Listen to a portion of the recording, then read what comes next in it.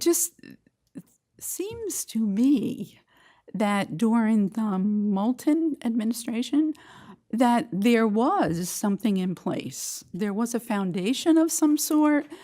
I even kind of ran it past Mary, and she said she kind of remembers it too, that was how you could donate something. And I think it was through the county. There were many municipalities involved, and it was an avenue.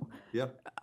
So I don't know what happened to that, or Well, whatever. we passed the donation policy last month or 2 months ago? Yeah, Okay. So we're June. We're in June. Okay. Yep. So we're squared away with respect Oh, to that. okay, Yeah. good. So, No more issues with that. okay. So anyway, if that can be Excellent. Okay. part of the consideration. I think Okay. you brought up Very 2 good. points that we're going to tackle tonight in Okay. depth, and I think you'll enjoy it. As the deputy mayor said, in June, we did pass the village's donation policy, which basically covers, either cash or property donations. That was the big piece of that. When it came to things like trees or came to things like memorial benches, we only want to be careful about where we put them and how they proliferate. So we put a moratorium on putting them down at the riverfront because we were concerned about collecting too many down there. Yeah. But there are a number of places that I've spoken to the DPW superintendent and a number of other people that walk Hudson as you do all the time, and they've pointed out some spots, and I'm going to talk about that when we get to that Okay, piece. thank you. All right?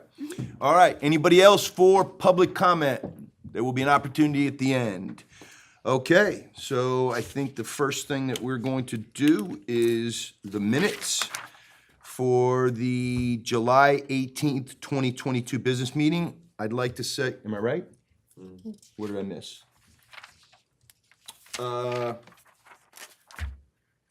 Got it. So last July 18th, I was out of town.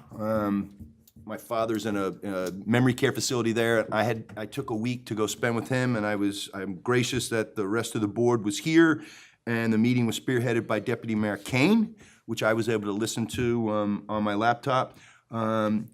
Deputy Mayor Kane made a motion at that meeting to accept.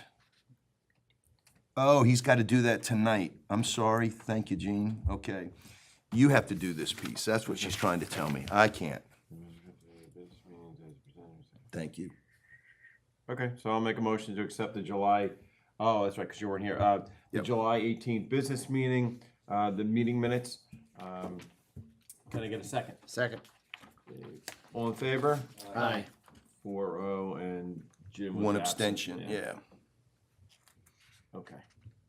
All right, thank you, Gene, for keeping me straight on that.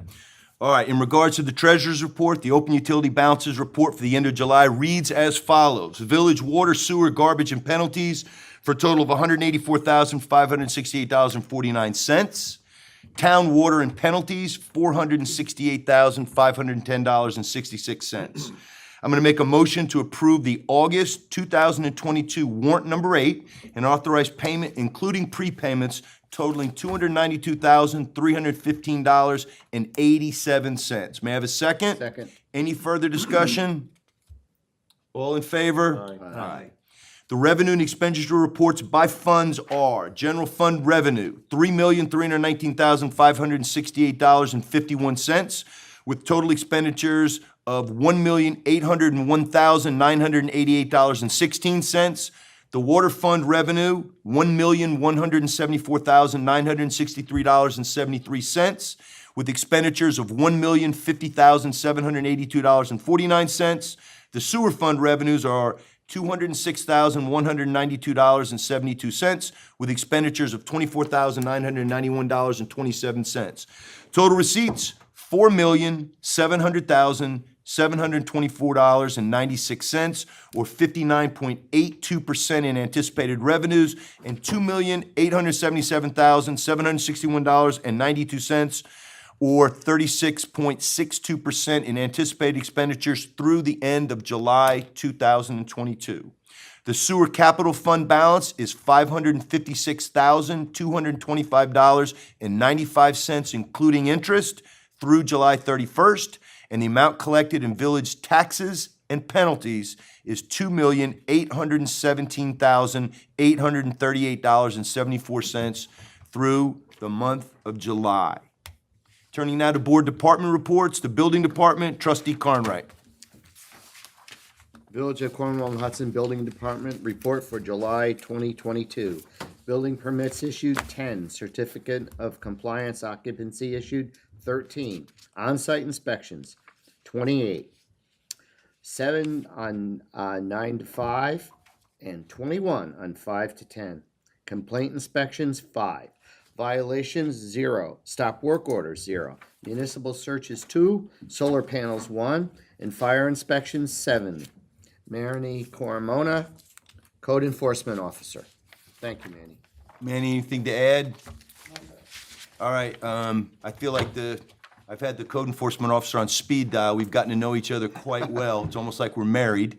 And a number of the issues that we're addressing, and I'll share this without names or addresses, complaints from certain neighborhoods where residents put their garbage cans out too early, their recyclables out too early, and they don't police them up when they're supposed to. So the village policy is the night before pickup, you are allowed to put your garbage and your recyclables out on the prescribed date, no sooner than 5 p.m. Now, I am guilty of that as much as anybody, of getting home at 3:30 putting my garbage can out. But the village policy is 5 p.m. So I'm gonna try to be a little bit more stringent on when I put it out.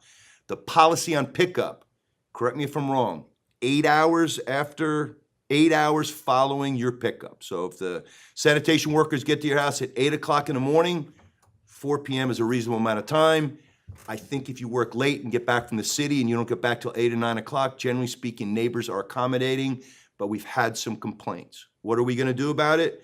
The code enforcement officers put together a letter, which I will share with all the trustees, and this will be mailed out to neighborhoods in question right now with regards to complaints. It's a few certain neighborhoods, I'm sure it happens in a lot of other places, but we're going to try to just gently remind people that containers shall be placed no earlier than 5 p.m. the night before scheduled pickup day for emptying by the Village Department of Public Works.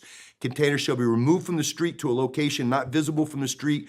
Oh, I'm sorry, it's not 8 hours, it's within 12 hours. I misspoke. Which is more than fair. Yeah. Within 12 hours after the same have been emptied. Exceptions to the foregoing would be dumpsters or containers placed inside approved screening barriers, in other words, fencing as approved by the Superintendent of Public Works. That's been a question with people that have those commercial grade dumpsters and they elect not to have the village sanitation department pick up their garbage. You are allowed to do that as long as you come to us before doing so and bring us a bill of sale or a contract with an outside private carting company and then have at it. But you have to have an approved container, and that container has to be within an enclosure. You're gonna look at me and say, but there are places out there where they're not within enclosures. We have code and regulations that we have to follow and processes that are attendant to those. I promise you, if you see them, we are dealing with those folks and we are going to make sure that they are in compliance with this. Manny, anything I missed on that? You are 100%. Okay. All right. Another issue is properties that appear to be abandoned, or properties that don't have utility service, or properties that have smells emanating from them, or properties that aren't being kept up. Trust me when I say this to you, it is a big part of our day, meaning dealing with the code enforcement officer and the building inspector and dealing with it again. In New York State, the renters and homeowners have all the rights. And it's very difficult, even if a property is what you would consider uninhabitable, i.e. no running water for 2 years, bad stench that, neighbors can't have their windows open during the spring or the fall. It's just a process. And so we are working on that and we will get those issues resolved. It's just not a quick turnaround. Manny, what else in general terms were we talking about without specifying names or property addresses? Vehicles have become a problem as well. Thank you. Certain locations where people have larger parcels of land, you couldn't get away with it on Wood Avenue because we don't have large parcels of land, but people have been storing construction equipment on their properties. That is not allowed. Now, if you're using said construction equipment for a purpose, you're doing a renovation, or in the event, as someone has requested, they want to use a piece of equipment, a heavy-duty industrial grade earth mover for snow removal, they have to go before the ZBA and get a permit for that. Am I correct, Manny? Did I state that right? That's correct, sir. Okay. What else, Manny? Was there anything else? I know those were the main issues, correct? Well, you already just mentioned that people that want to do Airbnb rental come through the office and get a license. Yes, I think that is spread. I mean, we did an initial campaign on social media and sending letters out to remind people, because I think some people just did not know that you have to register if you're going to have your domicile used as an Airbnb. You have to register with the village. And I think something that some people didn't understand, but it's part of the rules, if you're renting out a bedroom or a downstairs, your entire abode has to be inspected for fire safety and has to be inspected by the building inspector to make sure it's safe for occupancy. So if you think that you're gonna rent out a bedroom downstairs, but he can't look anywhere else, that's not how the code works, and that's not how the code is applied. What else on that? Anything else? You covered it also. All right. What is the number that we have right now in regards to registered people? I know when we started our initial campaign, we had a robust number of 2 that were registered, even though we know there are a lot of people in the village that are doing Airbnb. Where do we stand now on applications? 6, I did one today, and I'm scheduled to do another one next Monday. So we're up to 6, so we've tripled our output. And so next Monday will be 7. Right, and I think, Trustee Brain, you had done an initial thing looking at what, VRBO and some of those Airbnb lines. Weren't there about 40 properties or somewhere in that neighborhood? 35 that were listed. I'm not sure how active all of them are at any given time. I That's think a good it's point. just, but, yeah. That's a good point. All right, but we will stay on that, all right?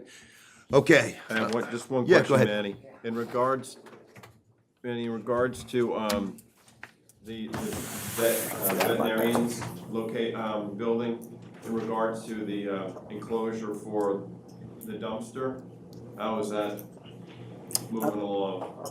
For which particular building, I'm sorry? Dr. Stein's? Oh.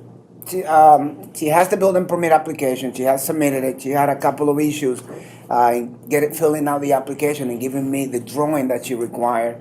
But at a minimum, she have moved it to the back quite a while ago now, and she's beginning to do the enclosure. Okay. So, it's moving along. All right, thank you, Manny. You're welcome, sir. Sometimes it's stuff when you arrive at people's properties, they're not usually happy to see you when you come there but we have to make sure that people are in compliance, and we're trying to apply the law evenly to everybody, so. Okay, all right, thank you. No other alibis for the building inspector, gentlemen? Okay, moving on, Fire Department, Deputy Mayor Kane. Okay, Cornwall and Hudson Fire Department, July 2022 department report. So they had 2, with respect to events, they responded to 2 outside rubbish fires, 1 automatic alarm, 1 power line down, 9 medical, 3 mutual aid with the city of Newburgh, 2 outside smoke investigations, 2 canceled en route, 2 drills, 1 New York State training class, 2 meetings, 1 public relations detail, the 4th of July parade, and 6 fair details, for a total of 33 events, and total volunteer hours was just short of 1,000. So thank you very much, Chief, appreciate that. Michael, anything to add to that? No, sir. All right, any questions from the trustees in regards to the fire department? Bill? We'll probably cover the fair in our board comments. Is there anything, generally speaking, in regards to the fair that needs to be shared now, or you just wait till the thank yous at the end from the board? I would just say it was probably one of our more successful fairs that we've had in quite a while. We had the new event, the dunk tank, that I think Deputy Mayor Kane, Mayor Galliano, and Code Enforcement Officer Carmona all took And Trustee Brain? and Trustee Brain, I'm sorry. And everybody, it was very well received, and we'll have it again next year, and I think we might have some more takers on that, so. Excellent. Thank you. I think it's for a good cause, and it really brought a little buzz to the village, and it's nice to see that we're getting back to as much normal as we can in the hopefully post-pandemic stage. It was nice to see that, so thank you. You guys did a great job on that. All right, moving on, our next department is the police department. Trustee Brain. The Cornwall and Hudson Police Department monthly report for July 1st through July 31st, 2022. There were 393 total calls for service. There were fortunately 0 felony crime calls. Under misdemeanors and violations, there were 2 fraud calls, 1 petty larceny, and 1 harassment or aggravated harassment call. There were no arrests. As far as vehicle and traffic, there were 5 property damage accidents, 13 traffic summonses issued, 11 traffic warnings issued, 6 parking summonses issued, 7 traffic enforcement posts, and 2 speed or radar sign postings. In non-criminal activity, there were 2 fire response calls, 3 domestic incidents, 10 alarm response calls, 4 noise complaints, 5 suspicious person calls, 1 suspicious vehicle call, 9 animal complaints, 2 disorderly adult calls, and 1 disorderly juvenile call. And the department assisted other departments, the Town of Cornwall Police Department 9 times, EMS 11 times, other agencies 1, other police agencies 4. They performed 6 welfare checks, assisted citizens 8 times, and that's the total. During the month of July 2022, COHPD officers participated in Orange County Stop DWI traffic enforcement grant funding. And the police department has a request to hire a full-time police officer. The request COH Village Board resolution to hire Robert Thompson as a full-time police officer with the Village of Cornwall on Hudson Police Department at a starting salary of approximately $67,268 per year pursuant to the current collective bargaining agreement. He had 1 year of prior length of service with the NYPD. PO Robert Thompson shall continue his 18-month probationary period, which commenced upon his part-time police officer appointment date of June 24th, 2022, with the Village of Cornwall on Hudson Police Department. And in addition, during the month of July 2022, Cornwall on Hudson PD applied for both a bulletproof vest and outer carrier vest grant through PERMA in the amount of approximately $1,338.90. Respectfully, Chief Stephen E. Dixon. Chief, we're going to, Counselor, everybody knew that you were going to be a few minutes late, so we're good. Chief, we're going to do the resolution when we get to the resolutions. I have a quick question for you. Status of, I'm wondering how many months now that you've had body-worn cameras in play, and if there's anything that jumps out at you that you can share. Any lessons learned? I know that we have not had any major incidents that necessitated the use of pulling up or harvesting or keeping particular video, but has anything come up or any lessons learned or officers comfortable with it, and how's it going? Yeah, everything's going well. We've had them since I believe the end of March. Yep. They've been in place. It's been a great tool to trade. I've been able, both myself and Sergeant Penny have been able to just periodically review certain incidents that officers respond to. Particularly, we had one involving a subject involving some mental health issues, and also some domestic incidents, domestic dispute incidents that we have. And again, it helps us, especially if we have a continuing history with somebody, like say, with a mental health issue, because we have the capability of saving that incident, and thus any other departments that may need those records, we have them easily accessible for them.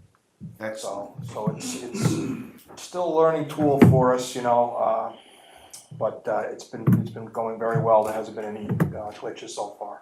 Excellent. All right. I know there are some rumors that New Windsor might be getting out of the IT for contiguous municipalities business. I know right now it's at the rumor level, but it's something that we need to consider. You and I will talk about, what is our plan if we don't end up renewing with New Windsor, or they don't renew with us going forward for storage of, hard drive storage space, that kind of stuff. And I'd also like to make a quick shout out to Trustee Brain, who is the liaison from the board to the police department. And I know that recently, Trustee Brain, Chief Dixon, Sergeant Pena all got together, again, exploring ways to make our policing better, more efficient, and trying to look at what are ways that we can reduce the amount of enforcement action in dealing with emotionally disturbed persons or people, people with mental health issues, and the available social services in Orange County. And Bill, thank you for that. I know that you guys sat down and tried to work through it and see what would work. It's policing, as we all know, is not a one-size-fits-all business. Every department is different, size, the community they serve, and all that. But I do appreciate you looking for solutions. So, all right, moving forward. Just for the Go ahead. record, I'm sorry. Not that I perceive a problem. I think that there's just potential strategies we might use that that would shift some of the burden of those things off the policing side of things. It was interesting that one night last week, Trustee Brain and myself were in the parking lot by our cars having a conversation, and an individual who was struggling with some mental health issues, whose spouse or partner had just called the police department, worried that he was a threat to himself or others, came up to the trustee and myself and engaged in a conversation with us. We could definitely tell that there were some mental health issues, and at that time, Chief was already out responding and came, and it happened right in front of us. So to not realize that this is a very real thing and it happens everywhere, it literally was in our laps in that parking lot right there. And the chief was the final disposition on that, where you were able to talk this gentleman into getting the help that he needed and getting him there. Yes, voluntarily, yeah. Excellent work. All right, moving on. Department of Public Works, Trustee Carnwright. Okay, Village of Cornwall and Hudson Department of Public Works for July 2022. Trash collected for the month, 108.28 tons. Recycling collected for the month, 24.25 tons. Yard waste collected for the month, 40 yards. Repairs and maintenance of village-owned vehicles and equipment continues. Blacktop patching, ground maintenance of village-owned properties, sweeping of the streets, milling of intersections and driveways in preparation for paving. Replaced 260 feet of 18-inch drainage pipe on Braden Place and reshaped the hillside. Cleared sewer main backup on Cherry Avenue. Main line was blocked on Hudson Street. Removed dead trees on Clark Avenue, Duncan Avenue, and Willis Avenue. Notes: DPW assisted the police department with traffic control for the 4th of July parade, as well as blocking Hudson Street for the events of at the town hall until after the fireworks. I would also like the board to approve going forward with the replacement of a 2007 International dump truck. Our Cal has available build date this fall. Even with this date, we're still looking at delivery date of next year. Dave Halverson, Superintendent of Public Works. Dave, I'm gonna have you wait to make the pitch when we get to resolutions, okay? So that everybody here knows, Dave has discussed this with the village board and myself, and we'll brief it, but we wanna go ahead and have that discussion here in open session. Okay, moving forward, oh, I'm sorry, anything to add, Dave, to, No more for the report. got it. Anything from a board member? All right, Trustee Gaylord, the Water Department. All right, Village of Cornwall and Hudson Water Department, July 2022 monthly report. Monthly production, 24,790,000 gallons, daily average of 800,000 gallons. Samples, we collected 71 samples in accordance with our approved water quality monitoring plan. Annual lead and copper water testing is completed for the year. Treatment, replaced sodium hypochlorite injector at well facility, replaced chemical feed pump at well facility, replaced submersible pump and pipe galley at well facility. Black Rock filtration plant remains offline due to water quality concerns. Transmission and distribution. 65 utility markouts were completed. Continued painting fire hydrants. Repaired pressure regulating station at Route 9W and Brewster Road. Completed fire flow test for fire sprinkler design at 195 Hudson Street. Repaired curb valve box, 59 Hasbrook Avenue. Water shutoff at property owner's request, 70 Clinton Street, 126 Mailer Avenue, 5 Sands Ring Drive, 98 Boulevard. Meters, red commercial water meters, red town residential meters, 12 final water meter readings were completed, 8 residential water meters replaced, 2 commercial water meters replaced, 1 miscellaneous customer appointment completed, 5 water meter inspections completed. Property maintenance, continued rehabilitation of Maple Avenue Water Department Storage Facility, performed routine property maintenance at facilities. Staff development, Anthony Gagliano and Connor Watts successfully completed the New York State Grade AA Water Treatment Operators Licensing Course. Sincerely, Michael P. Trainer, Water Superintendent. Michael, anything to add to the report? I'll just note that I've received a lot of calls about the situation with the drought that's going on as it's affecting our water system. Currently, right now, our water supply is at about 80% capacity. During the month of July, we utilized about 44,000 gallons less per day than we did last year. And last year was a much wetter summer. So as it stands right now, we're in pretty good shape. Do you think that that's related to the fact that people aren't watering their lawns because it's a drought? Why would we be using less water right now? You know, I think part of it is because we've done some leak repairs. And I think people recognize that there's a drought going on, and they're just being more conservative. Good. Okay. I got a question for you, Mike. Blackrock filtration plant remains offline due to water quality concerns. Yep. So back in June, we took it offline because and I won't go too deep into the chemistry on it, but the total organic compounds were elevated in the water supply. That coupled with our disinfection and using sodium hypochlorite and the temperature of the water creates some what's called disinfection byproducts, and it makes it difficult to maintain an appropriate disinfection residual out in the system. It's easier to do that with groundwater from the wells. Gotcha. So we take off Blackrock and we just rely on the wells. Gotcha. All So right. the temperature is pretty high at Blackrock right now, right? I'm sure it is. All right. It was 82, it's probably 85. I'm gonna go ahead and make some news now, since the town council will be discussing this tomorrow night at their meeting.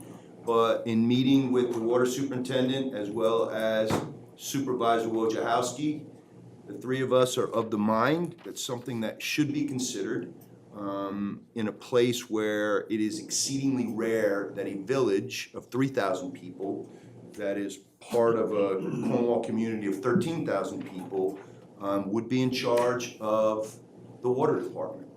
And one of the things that we've looked at in other places across New York State and in other states that have similar type of sized municipalities like this is the establishment of a water authority. And the water authority would mean that there would be a water superintendent over the authority, but it would contain people from the town as well as the village. Now, when I say that this is exploratory, this is 100% exploratory, and what I've asked the water superintendent to do is to put together a list of names or positions of people that it would make sense to talk to look at this from the town and the village, and from the perspective of giving a presentation to the town council and the village board, and tell us whether or not it makes sense to do that or not. Michael, I know I didn't add all the good reasons or the why this would make the most sense, but can you share some of the reasons why you think that it would be a good idea to go this route? Just looking at it, that probably 65-70% of the water systems in the town. We also, we pay property taxes to the town of Cornwall, to the school district, to the tune of about $190,000. In response to that, years ago, the village decided they were going to raise rates for the town residents to compensate for that property tax. It's probably just something to look at from a community-wide perspective to see how we can do things better. We have a lot of maintenance that's going to be required up in the dams. One of those projects alone is $2 million. We have 3 dams that need to be repaired. And that's a large burden for the village to take on solely. When we look at grants, we always, I don't want to say we always, but a lot of times we're looked upon as a community that's of financial means. And even though we serve the town, we can't use any of their demographics in our funding applications. So when we were talking the other day, the supervisor and the mayor and myself, that was one of the topics that came up, was how can we do this better?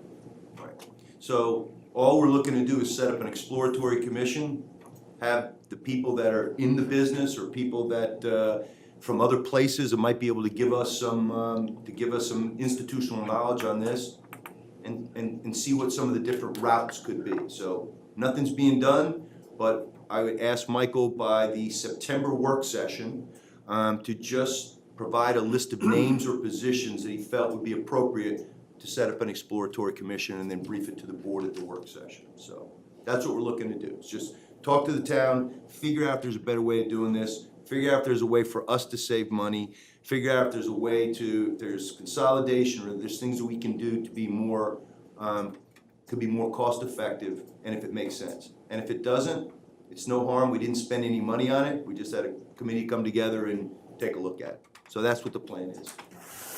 Okay, moving forward to New Windsor EMS and Cornwall EMS.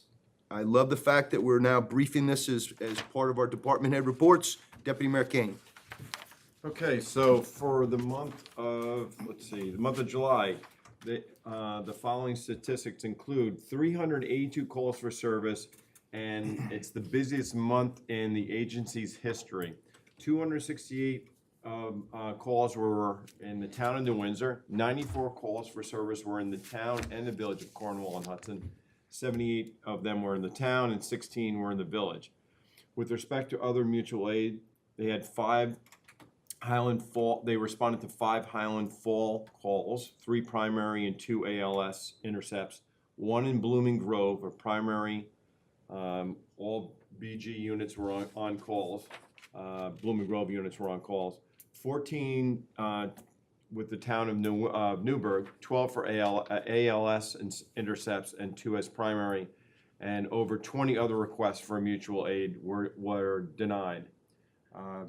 100% of the calls for service in New Windsor and Cornwall were covered. None were missed. Average response time was 7 minutes and 50 seconds. The Cornwall unit backfilled and covered 3 calls in New Windsor. The New Windsor units backfilled to cover second calls in Cornwall 5 times. The added Cornwall unit being used for backup helped decrease response times by 25 seconds over June. And we anticipate a further reduction in response times once they occupy 1 Clinton Street. Some additional information: there were no vehicle accidents, no staff injuries. The new all-wheel drive ambulance purchased with grant funding from the transfer of the COVAC grant to New Windsor EMS. There was one Clinton Street is still being worked on. We hope to occupy the station by the month's end. 4 times in July, all 5 ambulances were staffed and on assignments. The DBA for Cornwall EMS was submitted to New York State.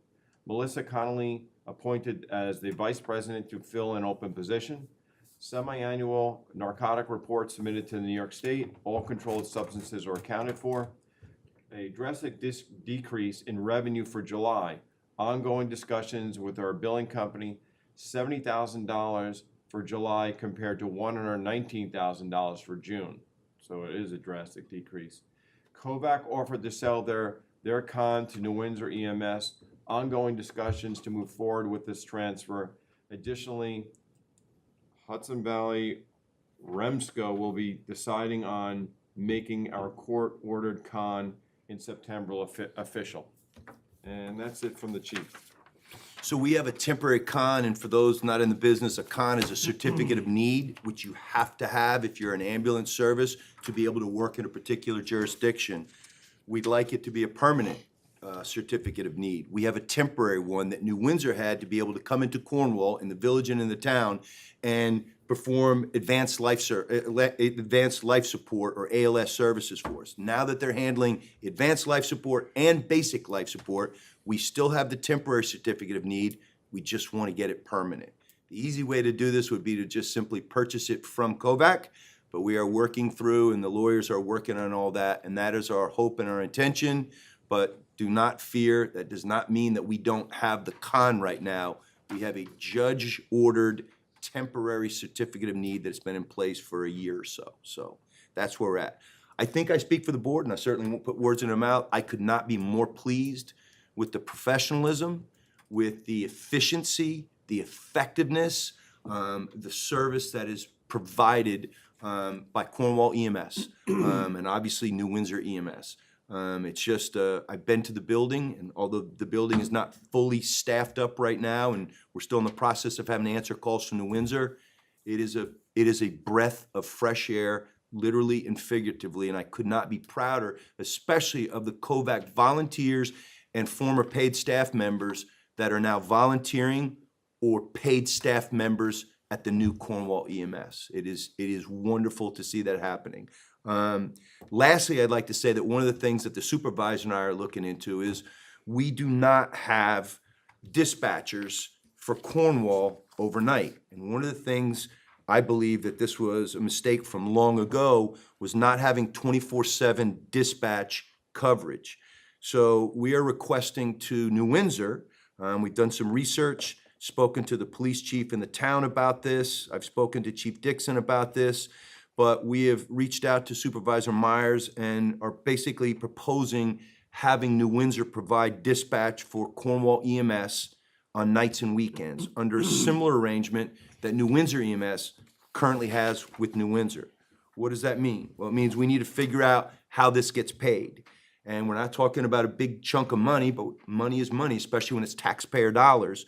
The question becomes, would this be something that the village and the town would absorb, or would this be something that Cornwall EMS and New Windsor EMS would absorb?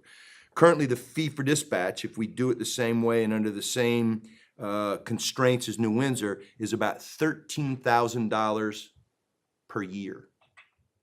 So we're talking about a little bit over $1,000 a month. And again, I'm not dismissing that as a rounding error and saying it's not a lot of money. Of course it's money. But I think having 24/7 coverage for dispatch in this community is paramount. And I'd like to go to that. And I believe the supervisor feels the same way I do about it.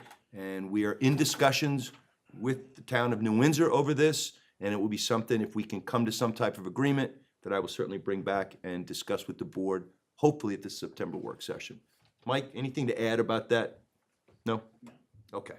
All right. Any alibis on EMS I services? have one quick question. Yep. So it was their busiest month in history, yet their revenues went down by $49,000? A lot of that has to do with what they're able to bill the insurance providers. And again, Mike, tell me if I'm speaking out of school here. Depending upon where you go, depending upon whether somebody has a Cadillac provider or somebody is on Medicaid or Medicare, and how you bill. So they could go to more calls and not get the same amount of money for fewer calls somewhere else. That is my guess. Mike? I'm not quite sure. I don't know anything about EMS billing, and I don't want to put words in New Windsor EMS's mouth, but it might very well be that the billing receipts just is lagging behind their calls. You know, if last month was their busiest month, they probably haven't been paid for those calls yet. Got it. That makes sense. All right, any other alibis on EMS? Okay, moving forward. Next order of business, that's New Windsor EMS, is the, nope, I already did that, I'm sorry, flip the other side. Okay, that's that. All right, moving on to resolutions. Okay, the first resolution, the board conducted an interview of a police officer candidate a number of months ago, the police officer, Officer Thompson, who is a legacy. He is the son of a recently retired police officer in the town of Cornwall. This individual was hired on a part-time basis and served as our, I don't want to use the term school resource officer, I think there's a different term for it in Orange County, but served essentially as our armed police officer at Summer Playground for our campers this year, which the board voted to support, and this officer filled in a part-time capacity. We're now in a position where he is on the list that we have to solicit and get from Orange County. And the chief has brought to the board a request to hire a part-time police officer that's currently a Cornwall part-timer and have him fill the third full-time police officer position with the understanding, chief, tell me if I'm wrong, that he would fill the A-line tour, which would basically be the overnight tour, correct? Okay, so Officer Thompson interviewed with the board. We knew we wanted to hire him full-time, but because we had to go through the processes with Orange County, we are going to do that tonight. Am I missing anything, Madam Village Clerk? No, sir. Chief Dixon? All right. Okay, upon the recommendation of the chief, I'm gonna make the motion to appoint Robert M. Thompson, a full-time police officer, subject to the 78-week probationary period that started on June 24th, 2022. It's an 18-month period, but we're not gonna require him to do additional time. The clock started ticking on June 24th, 2022. Our policy on this board is that we want the longest period of time for probation where you can separate with somebody without cause, and 18 months is the most that we can do by contract. And at the current pay rate in the PBA contract for an officer with 1 year of prior length of service. May I have a second? Second. Any further discussion? All in favor? Aye. Aye. All right. Now, this is not on your agenda, but the board met with a replacement police officer for the part-time position that is now open. We met with this police officer by the name of Joseph Ryle, a Cornwall Central School District graduate of class of 1992, grew up in Cornwall off of Angola Road, spent time at the Village of Monroe, Chief? Cornwall first. I'm sorry, you're right, Dave. He started in Cornwall first, did a number of years as a part-timer there, went to Monroe, spent some time there, and then finished up in Tuxedo Park. No, well, he finished up his full-time, retired from the Village of Monroe. Out of Monroe. Correct. So he's done some part-time work with the village, with Tuxedo Park, and is seeking a part-time position with the village. The board interviewed him tonight, and I am going to, based upon this interview, based upon conversations with Chief Dixon, and his own recommendation, I'm gonna make a motion to appoint Joseph Ryle as a part-time police officer, subject to a 78-week probationary period at the current pay rate in the PBA contract. May I have a second? Second. Any further discussion?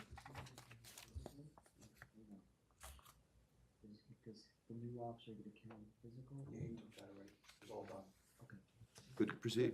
All right, all in favor? Aye. Aye. Chief, just one question. How many part-timers does that now make? So this will be contractually, we'll have 3 full-timers and 9 part-timers, not including myself. So a full complement of 12. Correct. Which is what our FSL, or in the federal government, we call the funded staffing level supports. Correct. Okay, all right, next, a little bit of sad news. We have 2 resignations from our Department of Public Works. Superintendent Halverson received letters expressing intent to separate for jobs in different places. Andrew, yeah, and I'm Italian, I can't pronounce it, Pualo, is resigning. Both of these individuals, Andrew and Casey Brown, were the 2 guys that you've probably seen a million times on the back of the garbage truck collecting garbage. So they worked from 4 a.m. to 12 noon every day and picked up our garbage. And I think both of them had been here for about 2 years, Dave. So we're sad to see them go. Both of them notified the village that they are moving on. One is going to be a firefighter down in New York City.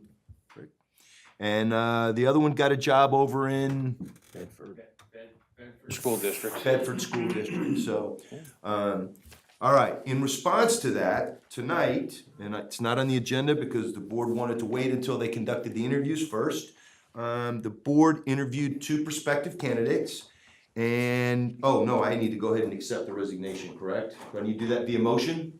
You just announced the resignation. Just announced it? Yeah, as long as they file their resignation with the clerk, you can announce it. Okay, so I'm going to announce that Casey J. Brown and Andrew Boallo are resigning from the Department of Public Works, consistent with the date that is acceptable to the DPW superintendent.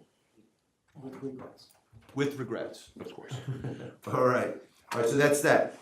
Next thing is, we conducted 2 interviews of 2 candidates that I believe the superintendent interviewed a total of 5.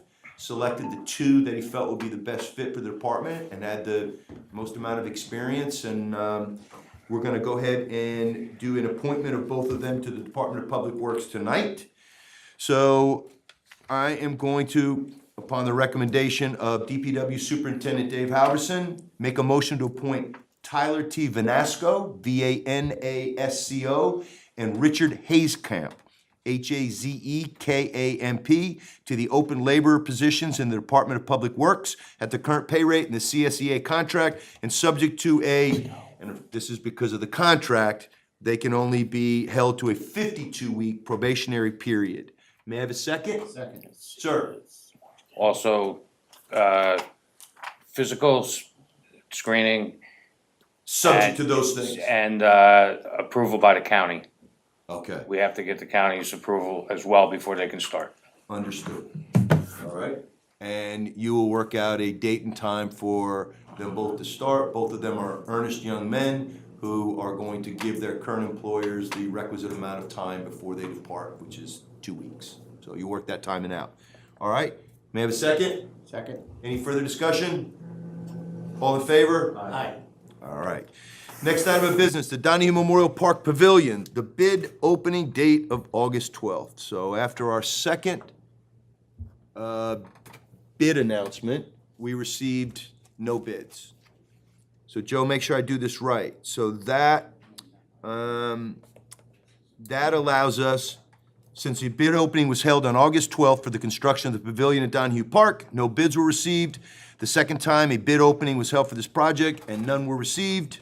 Attorney for the village, Judge McKay, stated to us that the village may dispense with any further bid seeking and can have the work performed by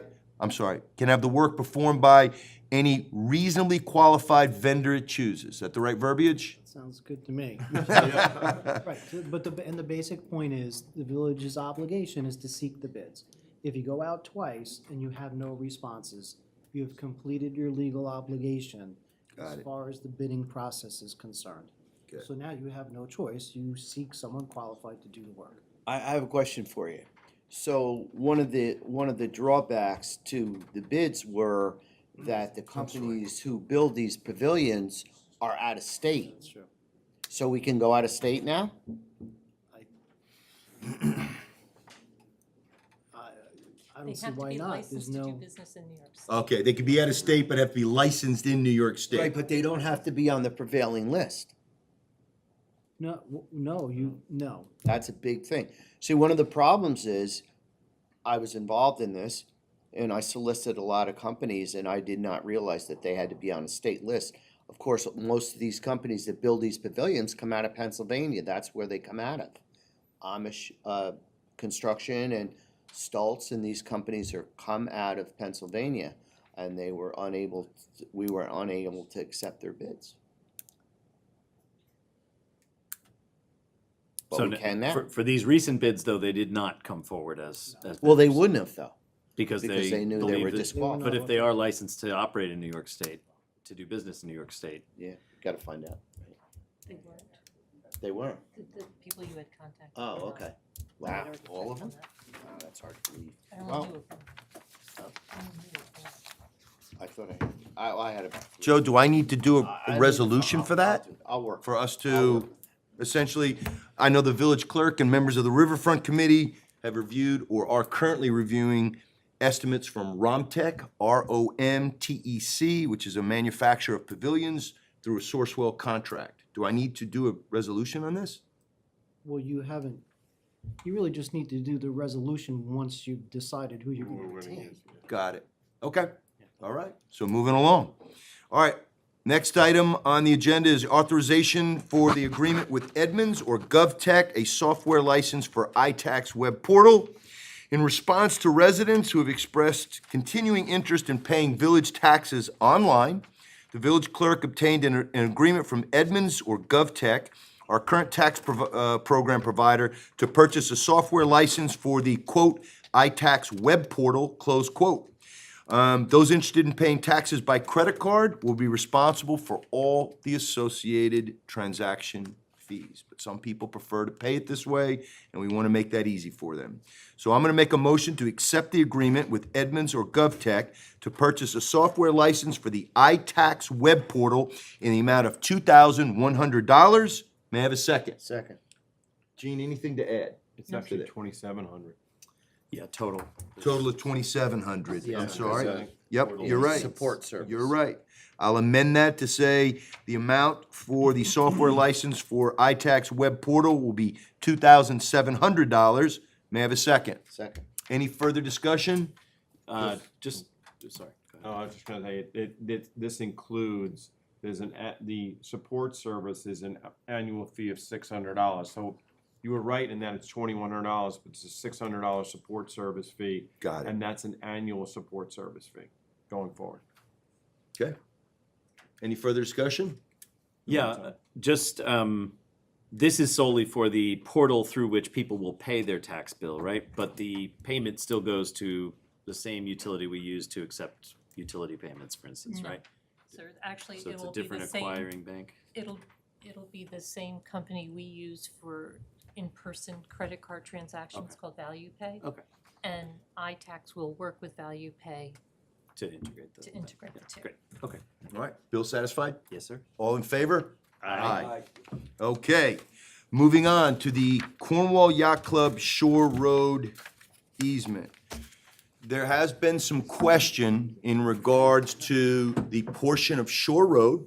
You come down Dock Hill Road, you make a right along the water going south towards West Point, and you pass the Cornwall Yacht Club on your left-hand side. There's been some question in regards to the fact that the Yacht Club has which they ran through me, they didn't do this under the dark of night, has a no parking towaway zone along what we believe to be a village road. Now, the discrepancy here is that the Yacht Club has made an agreement with CSX, who is the railroad, for the use, the rights to the right-of-way, which is on village property alongside the road, but the overlay may give them the right to do that. So in discussing this with the board, this has been an ongoing matter for a number of months now, trying to get this right, because I want this solved and done so that every few years, we don't continue to ask this question. The village plows that road, the village paves that road, the village repairs potholes on that road, and of recent, the village put up a guardrail on that road, which makes no sense that it's not our road.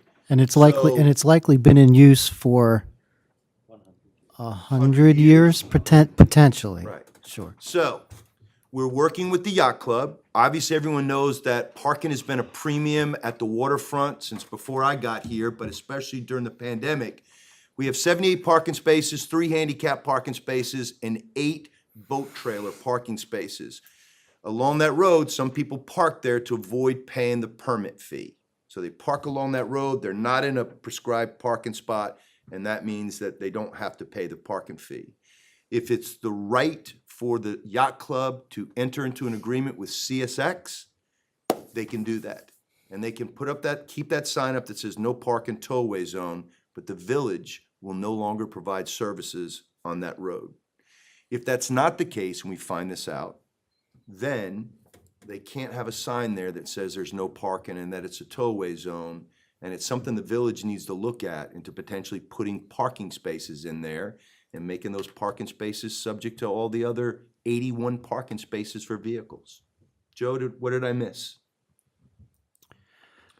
You really haven't missed anything. One point that puts us in this position is that you had informed me that the Yacht Club will not provide you with a copy of this agreement with CSX This is true. that explains what their rights are. So And the we only did- way that we can try to find out what their rights are Right. with respect to what our rights are in that roadway is one, to perform a title search, which is underway. And secondly, really there have been several surveys performed. We have a few of them of that roadway and the surrounding properties. The village had a surveyor prepare at least one, maybe two surveys in the past of that area, and I spoke to him. And I spoke to him this afternoon, as a matter of fact. So, if the yacht club will not voluntarily provide us with that information, we have to try to find it ourselves, just so They we have to can. do it anyway, though. Even if they gave it to us, we would do it anyway. We would, yes, of course. We have to, because it's a matter of our own due diligence. That is correct. But we did ask for a copy of the contract so that we could have our attorney review it to find out Right. whether or not CSX could even enter into an agreement with a private club for spaces along a roadway that we maintain. So what we're And looking, I'm sorry. And the deputy mayor and I have had, a couple of discussions about this, somewhat lengthy. And we would be extraordinarily interested to find out what such an agreement says and how it could reduce the rights that the village has had for so long. So I asked the yacht club to provide me a copy of it, and they told me no. So it just makes it difficult for us to be able to do this without researching it on our own. And the bottom line is, and I think, who was it made the point, Jim? You made the point, it's gotta be done anyway. This will now give us an understanding. If the yacht club is in a legal agreement with them and it supersedes whatever property rights we have, God bless them, continue doing what you're doing. And if not, then the village has the right to have that as our own overflow parking, or to set up our own, additional parking spaces down there. So what I'm seeking from the board tonight is I'm gonna make a motion to authorize the attorney for the village, Judge McKay, to perform a title search on behalf of the village, authorizing the retention of a surveyor/consultant at a total cost not to exceed $3,000, which is broken down into the title search will be around $800, and we guesstimated what we thought the surveyor or the consultant would charge us to help us read and divine who owns it. And I did speak with the surveyor this afternoon. The hourly fee for consulting, assuming we don't need a new survey, right now that doesn't seem to be an issue. Hourly fee for consulting, $75 an hour. So if you want to go to the 3,000, which was our guesstimate, Right. I think there's going to be plenty of room there. So not to exceed $3,000. I can't imagine we'll get anywhere near that. Gotcha. And I will, the resolution, the resolution is to authorize my firm to perform the title search and to retain the services of the surveyor. Once the firm retains the surveyor, any information provided by the surveyor is confidential, it's within the attorney-client privilege, cannot be foiled by any third party. By any what? Any third party. Any third party. Understood. Joe, have you had any engagement with, we obviously know who the attorney for the yacht club is. Have you had any engagement with him yet, or are you trying to get this house in order first? I haven't, only because I'd like to know what the facts are before Got I it. make that first call, Got it. since they don't seem to want to. Right. So everybody knows, I'm sure everybody here knows where we're talking about the place, but where the railroad tracks sit, there's a small, skinny shoulder there between the roadway, which we maintain and we believe we own, and the railroad tracks. The railroad certainly has a right-of-way on either side of a train. We're just starting to determine what the overlap is. Do we own the ground under the tracks? Do they own that because the railway sits on top of it? We're just trying to get to the bottom of it. So I put the motion forward, and I'll seek a second. Second. Any further discussion? Yes. Sir? Okay, so, first of all, the current survey, is that survey not valid? Joe, it was done back in the nineties, the ones that we're Oh, I looking thought we on? had a more recent survey then. I don't think we do. I think it was the one that we have in the work session room. I believe it was in the nineties. No, it's I'm gotta be- talking about Drabick's survey. Yeah, it's Steve Davis. No, he had also done one, it must have been around 2011 or 2012, That recent. when we had, for a different purpose, though. And that was when we had discussions about leasing the lot that next to the chapel. Yes. Correct. Yes, Right. This goes back to the chapel. yeah. But they're different pieces. The purpose of that survey was for that lot, the lot next to the chapel. That's right. Again, now I just said I don't think we're gonna need another survey, but who knows? The surveyor will advise us about that. In the surveys that I've seen, the roadway is listed the entire length from the guardrail to the property line of CSX. Mr. Mayor, you just mentioned an overlay or maybe a gore or a gap. I don't see that on the survey that I have. That's why, No, what I said by that was, the village has a right-of-way on every village road, a certain amount of feet on either side. Oh, and as you're- Dave- oh, okay. Right. Oh, What I okay. said is, does theirs overlay on top of that? So does their right-of-way, intersect or overlay on top of our right-of-way? If it's our road, we have a right-of-way as well. yes, correct. So that's what I meant by the overlay thing. I just didn't know if theirs supersedes ours or ours supersedes theirs. Getting back to that discussion, so we had some lengthy discussions on this before, as Jim will recall, and Mark was involved and Brendan was involved. So I could be wrong, but my recollection was that when they looked at it, CSX had 90% of the road plus their right of way. It was, right, Jim? It was way over. Like, we were like, really? So, Meaning, Now that you're saying it, I do. So why does the village That's continue visible to on the maintain that road if that's the case? Well, it wasn't over, a portion, I remember this now, Dave, a little bit, a portion of it did go over pretty far. go over what? Went over the roadway. See, went way this- over the roadway. Well, here's the problem. The first question out of the box is, who owns the roadway? To me, it doesn't matter. Right, that's a legal argument. I got it. I agree with you there. But I'm just saying, going back, who necessarily owned the road? Was it CSX or was it the village? And if it's CSX, we already have step 2 in the legal process, Look to us. which we're secure on anyway. But I think that's the germane issue is first who owned it and second, okay, if we know we own it, then we don't have to go to the other step of the legal step of road by was it road by use? Use by right or something. Yeah. I'm learning a couple of facts here that maybe I didn't know before, but But Dave, that goes back to the survey that was done that you have. Right, because The Drayback one. the survey was done because they were seeking a land swap for the chapel.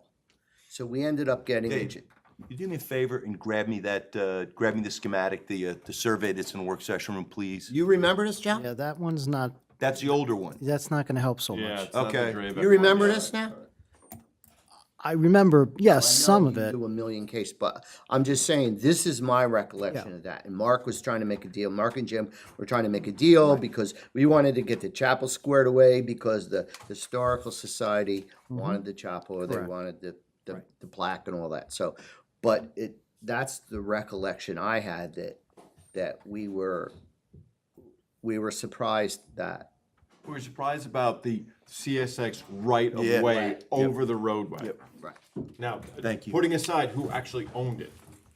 Yeah, we weren't talking about that. We didn't think about, I mean, that wasn't the concern that we had. We were just. Have you dealt with a railroad a lot in your career, Joe? No, but I know if there are records, the railroad will have them. That I'm confident in. They're tough, Yeah. trust me. Where the overlay goes? Yeah, if you follow Railroad their is the line, railroad, man. Oh, that straight line being their line? Yes. Got it. So, We won't vote without you. right, but here's the road, so it doesn't really go way over the road, it only goes over it a see, little this bit. says Just village- remember, that road's only about 10 feet wide. Right. But don't what year think was this one done? This was the older one from like the 90s, correct? Yeah. Yeah, 27 January 1992. This But is the older there's- one. but there's a different one that says something different. The Oh, surveys okay. But conflict. what Dave is pointing out is this, though, is that see how it goes wider and wider as you Yes. head down towards. As it gets closer to the water, if you will, as it turns toward the, or bends. No, this is, as it gets more narrow down here as you come to the very end of where they're parking. It gets wider as it goes along down Shore Road towards the open parking. See what I'm saying? See the difference between the track and the Right, there's line. more space Yeah, between the road and the track. Yeah. Correct, okay. All right, well, look, this is why we're hiring the consultant. Right. And using, And Okay. the other survey yeah.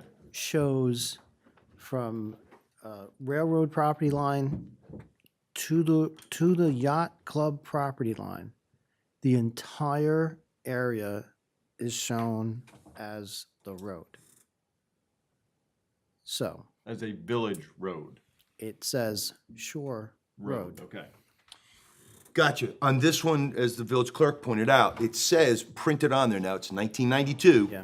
Village Road. It says it on the road itself. And it also says something like original, I forget the terminology, original something line on that one. All right, Let's hire the consultant. let's do it. Okay, so, any further discussion? Dave, anything else? Bill, Rich, all right? We gotta All- wait for Bill. Bill, any further discussion? Just looking to do a vote? Yep. What's the motion? The motion is, Approve the expense for, Yes. yes. yes. All in favor? Aye. Aye. All right. Perfect. Thank you. Thank you. Thank you, Judge. All right. Next item on resolutions, authorize advertisement of bids on the Donahue Barn Roof Replacement Project. All right, I'm gonna make a motion authorizing the village clerk to advertise for bids on the Donahue Barn Roof Replacement Project with a bid opening date of September 15th, 2022 at 2 p.m. May I have a second? Second. Any further discussion? I just want to confirm, this is just for the one building, the large barn? Just for the Not barn, for the ice house and shed, just for the barn. okay? It was that was, not to further the discussion, but that was, one of the, so we had obtained bids that, didn't, follow the procurement procedure for the state. Right. Okay. That was my understanding, that the initial bids were, they were inconsistent as to what they were offering. They weren't responsive to a very tight, brief, or whatever we call it, specs. Yeah. And then also that it was, previously, we hadn't solicited from the correct list, as I understood it. Right.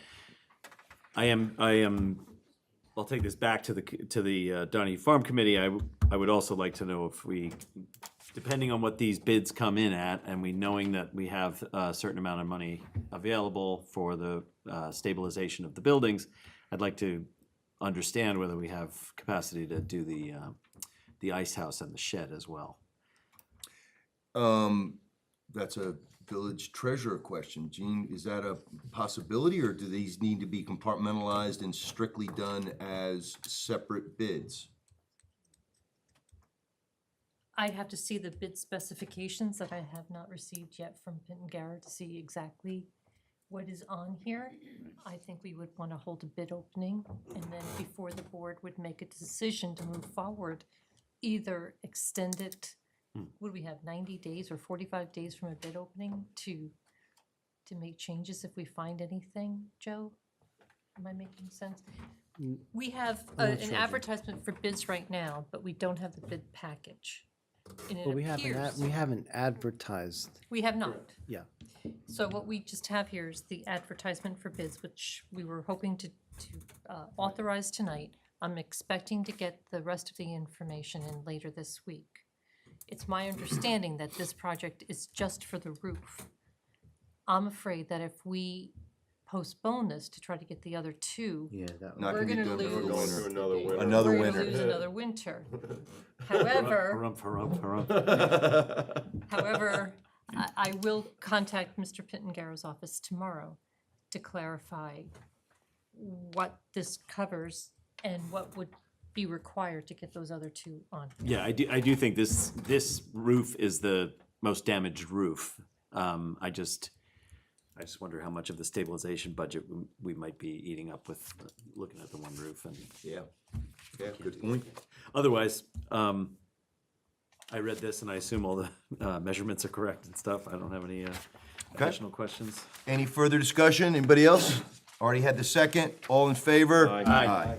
All right, next one is the authorization for the purchase of a dump truck for the Department of Public Works. This is something that I've been in discussion with the DPW superintendent. 3-0, Dave. The DPW superintendent. Do you have a question? Oh, I thought you were asking what the score was. I just thought I'd share it with you.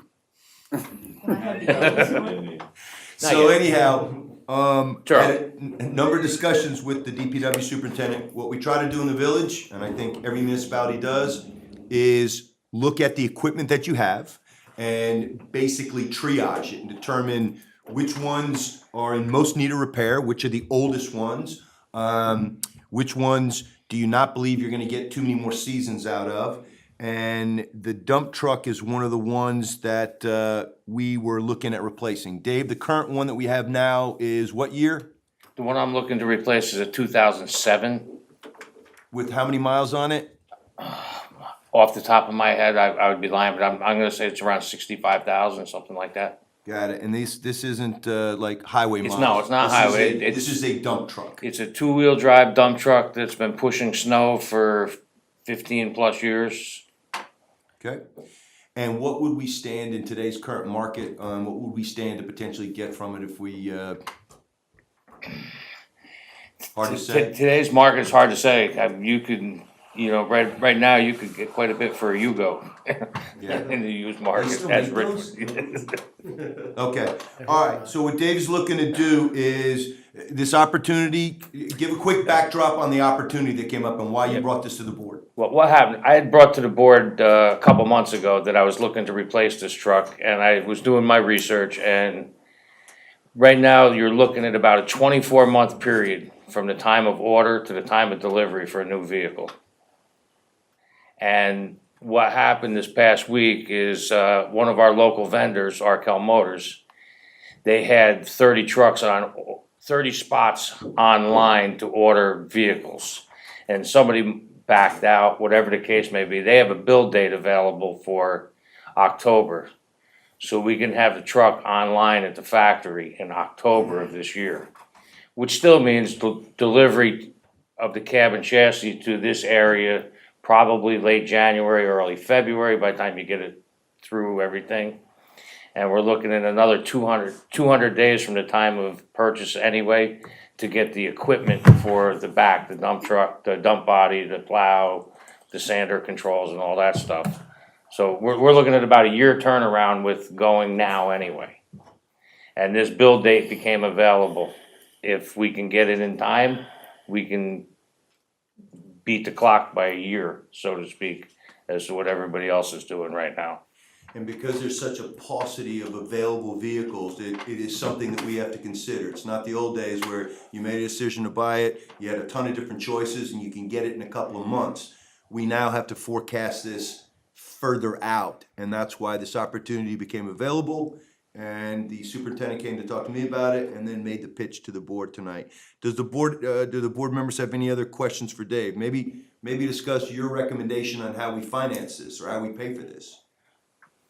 Well, there's a couple different, it's gonna be next year's budget. Obviously, the first payment for the vehicle isn't until you, receive it. So it would be in next year's budget at the earliest. So we would have to encumber funds for next year's budget for payment. there's other options. We could bond it, we could do a lease purchase for it, but the most important thing is to get out and, get online to get it purchased.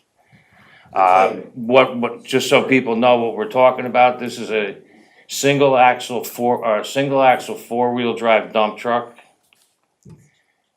With a front plow, a wing plow, a stainless steel dump body with an inboard sander built into it. With ground speed controls, it basically automatic for the driver.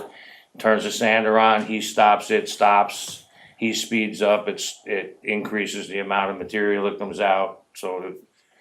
Dave, just a quick question, and you had mentioned lease with the purchase, buy at the end.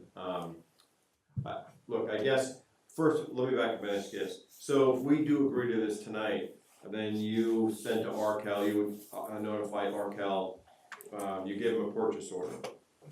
All right, does that, say something happens 6 months from now, and we pull out, what are we obligated, what are we obligated? What are our Well, obligations? if we pull out and it's in process, it's ours. Okay, so it's, we're either in, we're all in. We're in or we're out.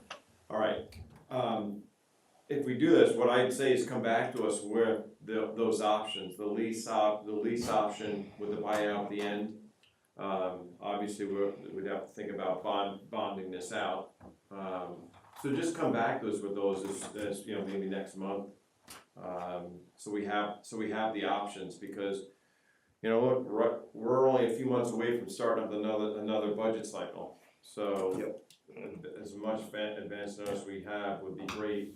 And if the delta between the lease and the purchasing is not that much, the leasing thing might make sense. I'd just like to be able to look at both avenues. The complication is that Dave advised us that the window's likely to close on the 1 year opportunity quickly, as it was an unexpected, right? You wanna Oh, speak to I that? mean, if we don't opt in tonight, this won't be there. Yeah, no, I'm just. I understand that, I'm just saying, but we don't have to make any payments. I see. It's- No, it's the avenue of payment for the vehicle isn't due until it's delivered. Right, okay. But we have to be prepared, as the village treasurer will tell you, village clerk, for payment. Okay, So we have to prepare that. And But- you want the cost of the vehicle? The cost of the vehicle is $278,291. So that's, you don't do a lease to own on that much money, right? We have on other ones. Really? The largest one that we have done was 161,000. That was the last four-wheel drive dump truck we did in 2011. Well, actually, we started in 2010. So the advantages of that type, The advantages of the leasing is, it basically comes out the same, but you can only finance it over 5 years, where if you're doing a bond for, other equipment, you can roll it all into one bond. Where this is just a single purchase. The lifespan of the With a- replacement, the vehicle that's being replaced, it's 2007. Yes. Is that about what you'd expect for the? 15 to 20 years on a dump truck, and I wanted to start at that time now. And obviously, the sooner you turn them over, the more value you have in the vehicle. But, I mean, we've got a good 15 years out of it. It's used, it's the same truck that we use every day for patching, blacktopping. We used it quite a bit for other stuff as well. It's not just a plow truck. It's an everyday truck. What other questions, board members? Any other questions for the superintendent? All right. It's a startlingly high number. It is. It- is. It's a very startling number, but all vehicles are. We have a street sweeper that we're running around, it's a 1994. That someday the village is gonna have to replace that as well, and that you're talking in excess of probably close to 400,000 to replace. and that one's 28 years old, how much more bandwidth does that have? How much longer are we gonna get out of that one? We're taking care of it with kid gloves. We're lucky we can put our stuff inside. Is that, yeah, great point, Dave. We're very lucky that we're not facing what the town does, where they have equipment outside. 30 years, a good lifespan. I mean, we gotten 28 years out of the street sweeper. You can expect 30 years out of them? Well, I won't go into naming names, but there's a neighboring municipality that is replacing theirs. It's a 2006. They're replacing their street sweeper right now because it needs to be replaced. A neighboring municipality? Yeah. You mentioned that the four-wheel drive was an option. Is that an option? Is the one that's on the build line for October, is that? No, we could, either way, but if we're gonna invest the money in it, the additional cost of the four-wheel drive is well worth it. Because my plan is to put that truck up on the mountain and take the one that's been up on the mountain for 10 years now, pushing snow up there, bring it down and do some flat areas down here and give it a rest for the remainder of its service life. So you're rotating the tires. Okay. Anybody have any grave misgivings from the days? I mean, other than the fact that this is a $300,000 purchase in a budget of $4 million a year. It's a big chunk. Yeah, it is. It's a big chunk. Needs to be done. And then there's that. It's the cost. I mean, I just hate to see us in the spot where we don't have it.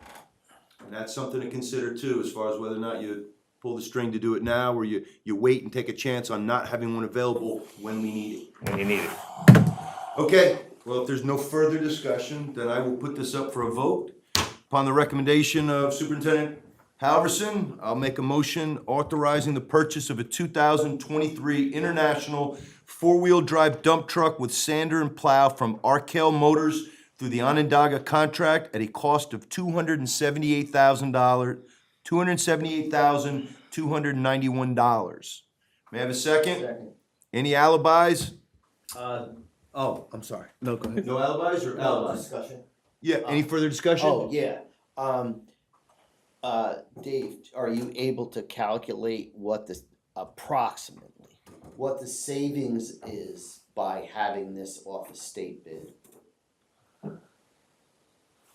Getting this off of the state contract, off the top of my head, I would say probably add somewhere to $80,000 or better Saving to the. That's for the general. I got a public price for to know a, that this is off a bid, so you're getting the best price. So you're getting, available. so we're saving $80,000 by I'm not. just off the top of my head, I know I did a quote for a loader as well. And the list price for the machine I looked at was $414,000 and the Sourcewell contract price came in at $299. So it was $114,000 cheaper off of. I would say that's probably. All right, any further discussion? Rich? Just, Bill? payment mechanism to be determined. Payment mechanism to be determined. Okay. Okay? All right, all in favor? Aye. All right, next item. Michael, when did the former water department employee separate from us? I believe it was sometime in February or March. So about 6 months ago, we had a water department employee that separated from the water department. At that time, I asked the water superintendent, and Mike, you have 8 employees, including yourself? Total, yes, full-time. Total of 8. I asked him if he wanted to post for that position, and he said he wanted to wait till the dust settled. We had a part-timer coming on for the summer, which was a smart move to wait. And now the water superintendent is in a position to request that the board allows him to post for a labor position in the water department. So upon the recommendation of the water superintendent, Michael Trainer, I'm gonna make a motion authorizing the water department be allowed to post a labor position in the water department. May I have a second? Second. Further discussion? All in favor? Aye. All right, excellent. All right, moving on to other business. We're done with resolutions. And before I turn this over to Trustee Brain to give us a dump on the Donahue Farm Steering Committee, which last met on July 26th, I'll just advise the board and enter into the record that I received a copy dated July 12th of 2022 of the Donahue Farm 2022 Conservation Easement Monitoring Report from Scenic Hudson.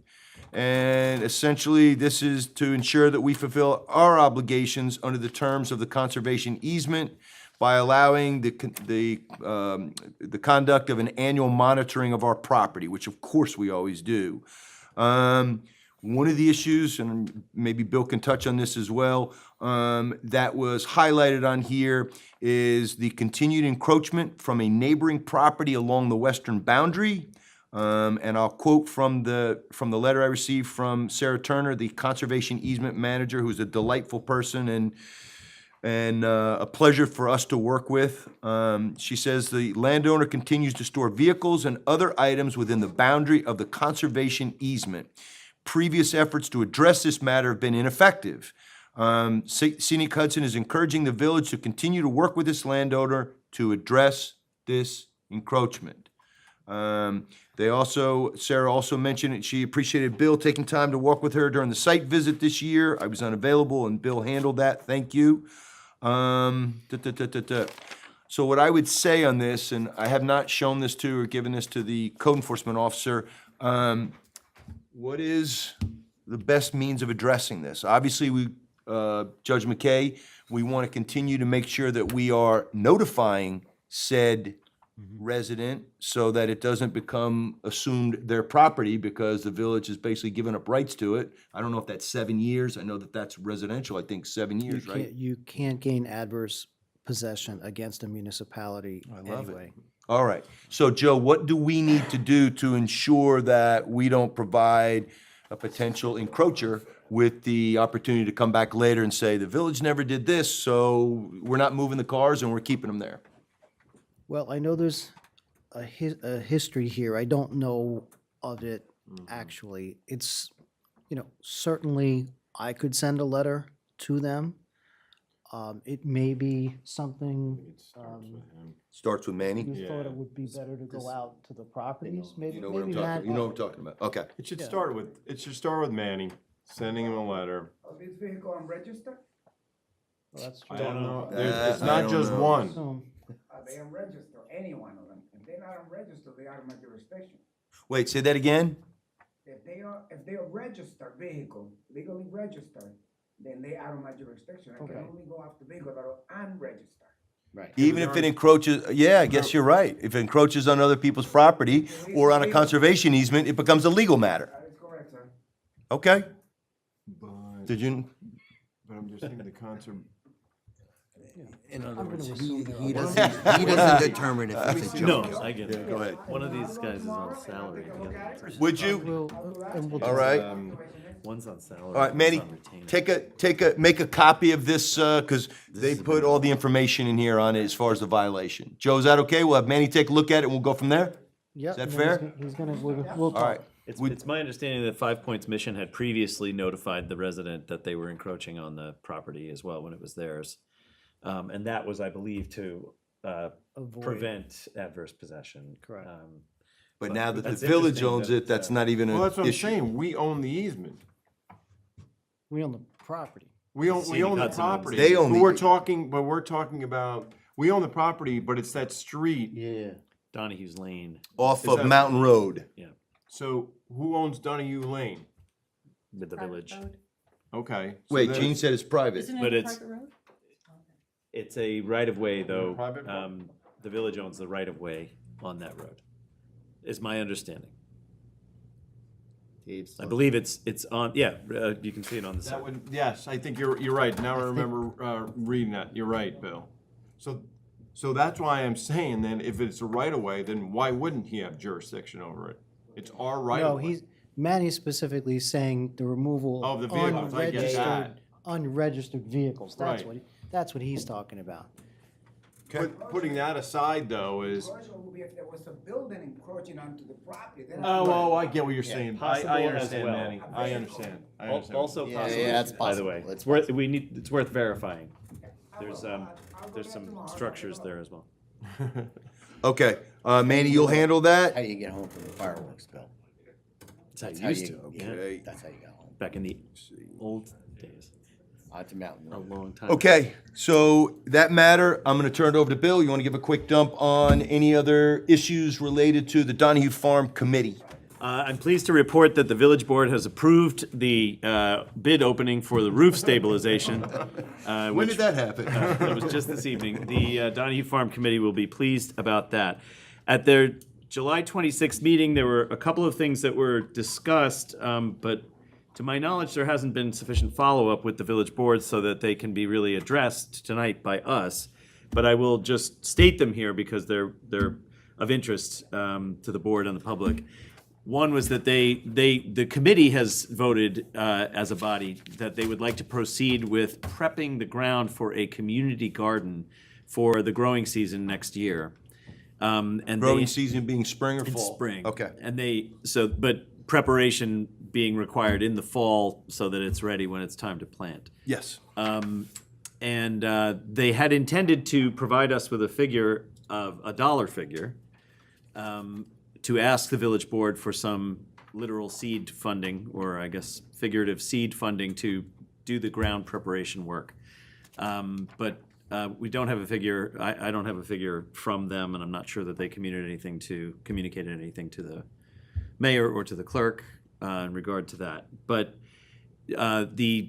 as I reported last month, the community survey that was put out by the committee was resoundingly in favor of a community garden as one of the preferred uses. It's of all the ones that they're considering in terms of their planning process, it's the only one that, rose to such a clear preference, both among the committee members and among the public, that they felt confident in voting to proceed with it. So obviously that's pending, but they would like to socialize that decision, and I guess for our September meeting, hopefully they can come forward with some form of request about proceeding there. Sir, if I could interrupt you. Yes, ma'am. If you have availability this week, I spoke with a clerk in another municipality in Orange County who has a community garden. And she was very helpful and shared a lot of information on that's how they brilliant. got started, and I'll share it with you if you have time. Delightful.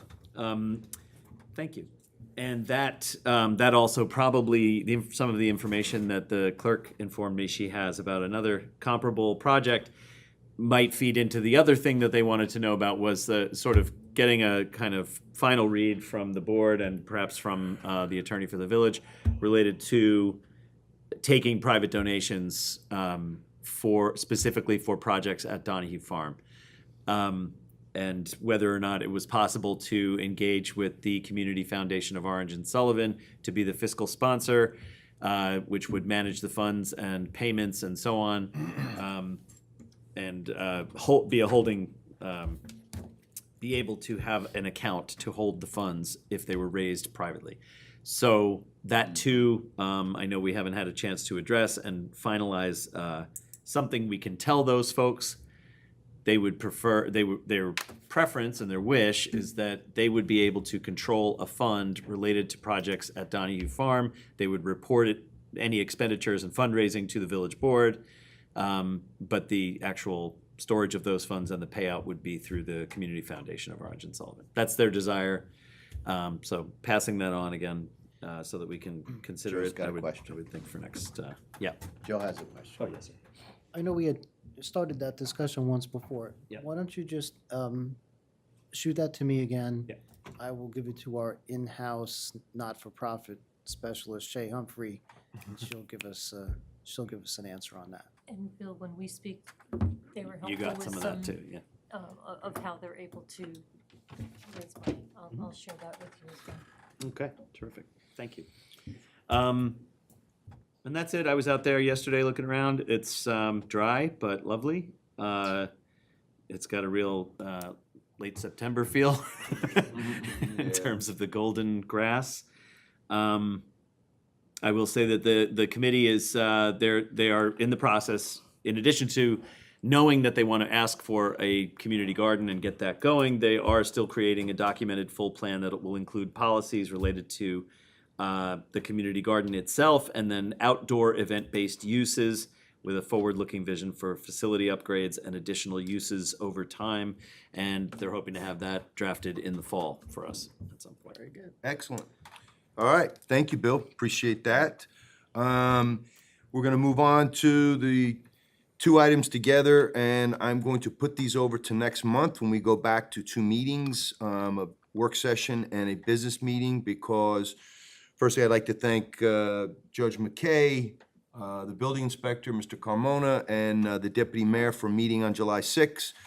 We are working hard to get this fee schedule and the form squared away for the building department. We have a last bit of things to do, one of which I believe you wanted to, I'll let you say it. Yeah, Manny, we had a lengthy discussion, Manny and Joe and I, and I'm pretty good with it.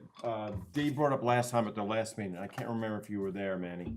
But can you possibly, with the fee schedule, can you just add in there, you can even handwrite it and send it out to us, what the town charges, okay?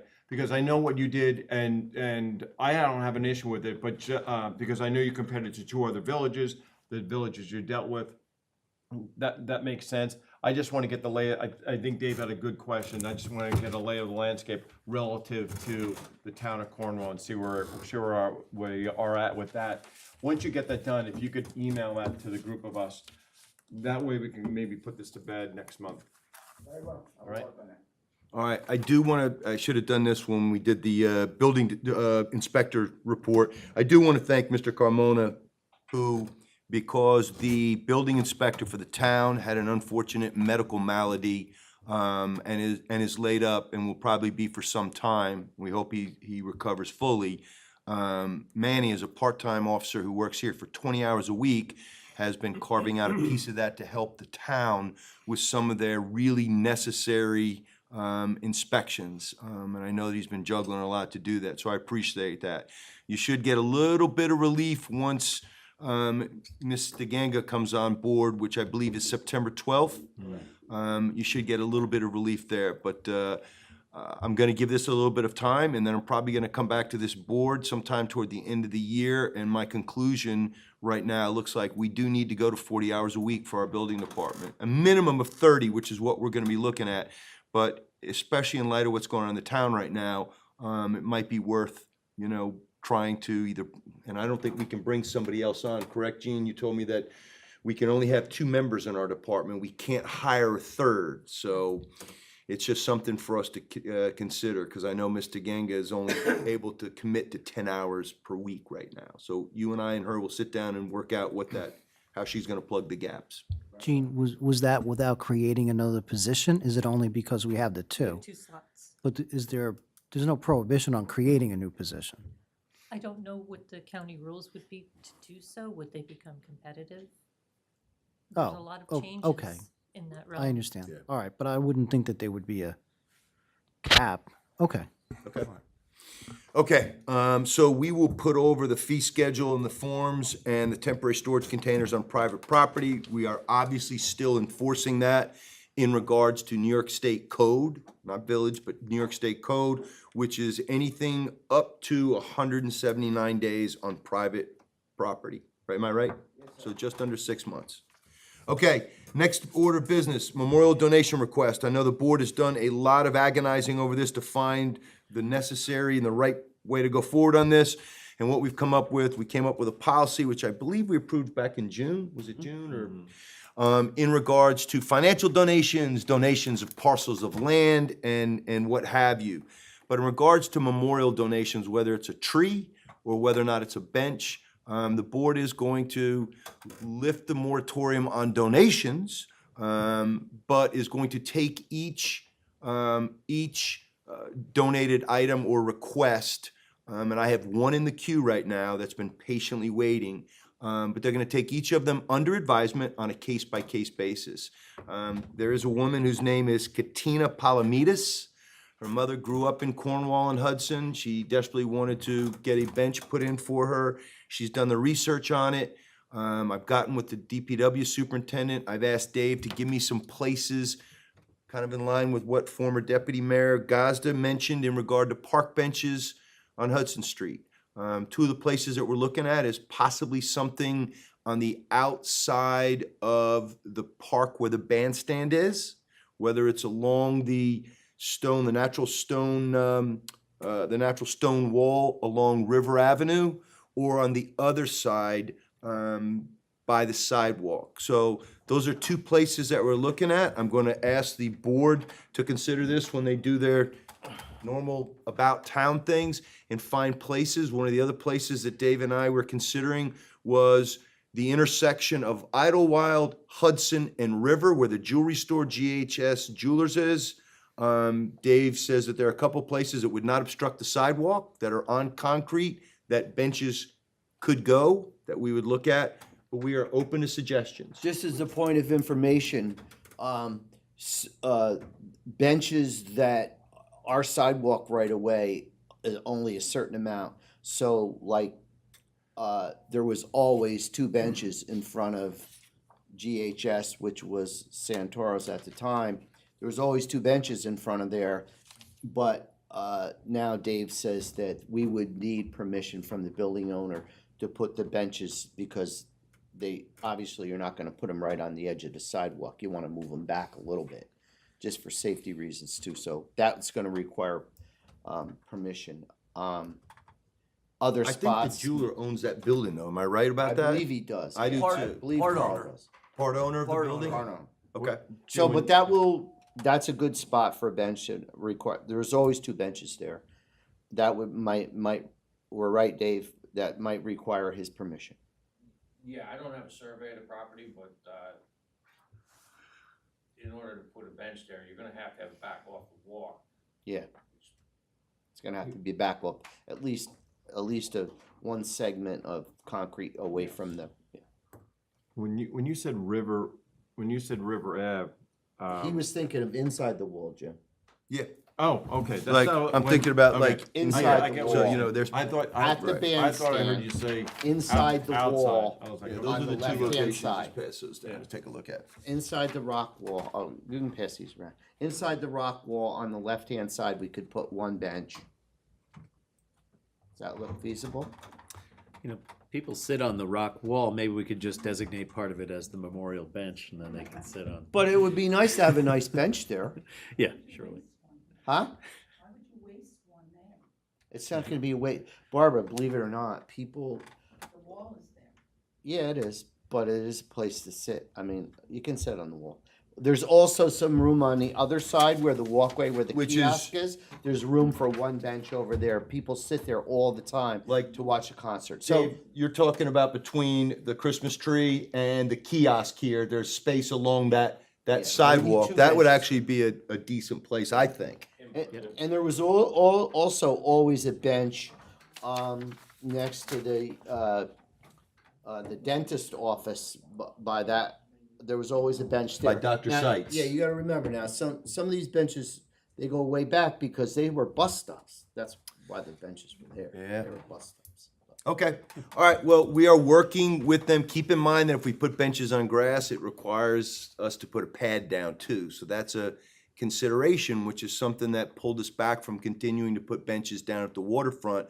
We just didn't want to have the vista view obstructed.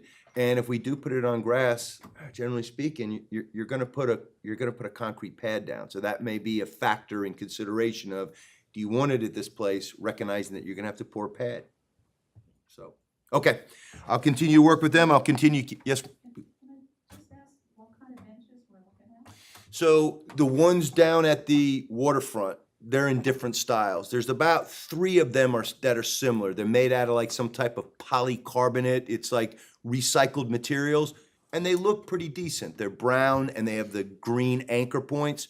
There's also one down there that somebody spent thousands of dollars on, I think, because most of them are in the $600 to $800 price range for the ones I'm talking about. For a nice one, 6 feet wide.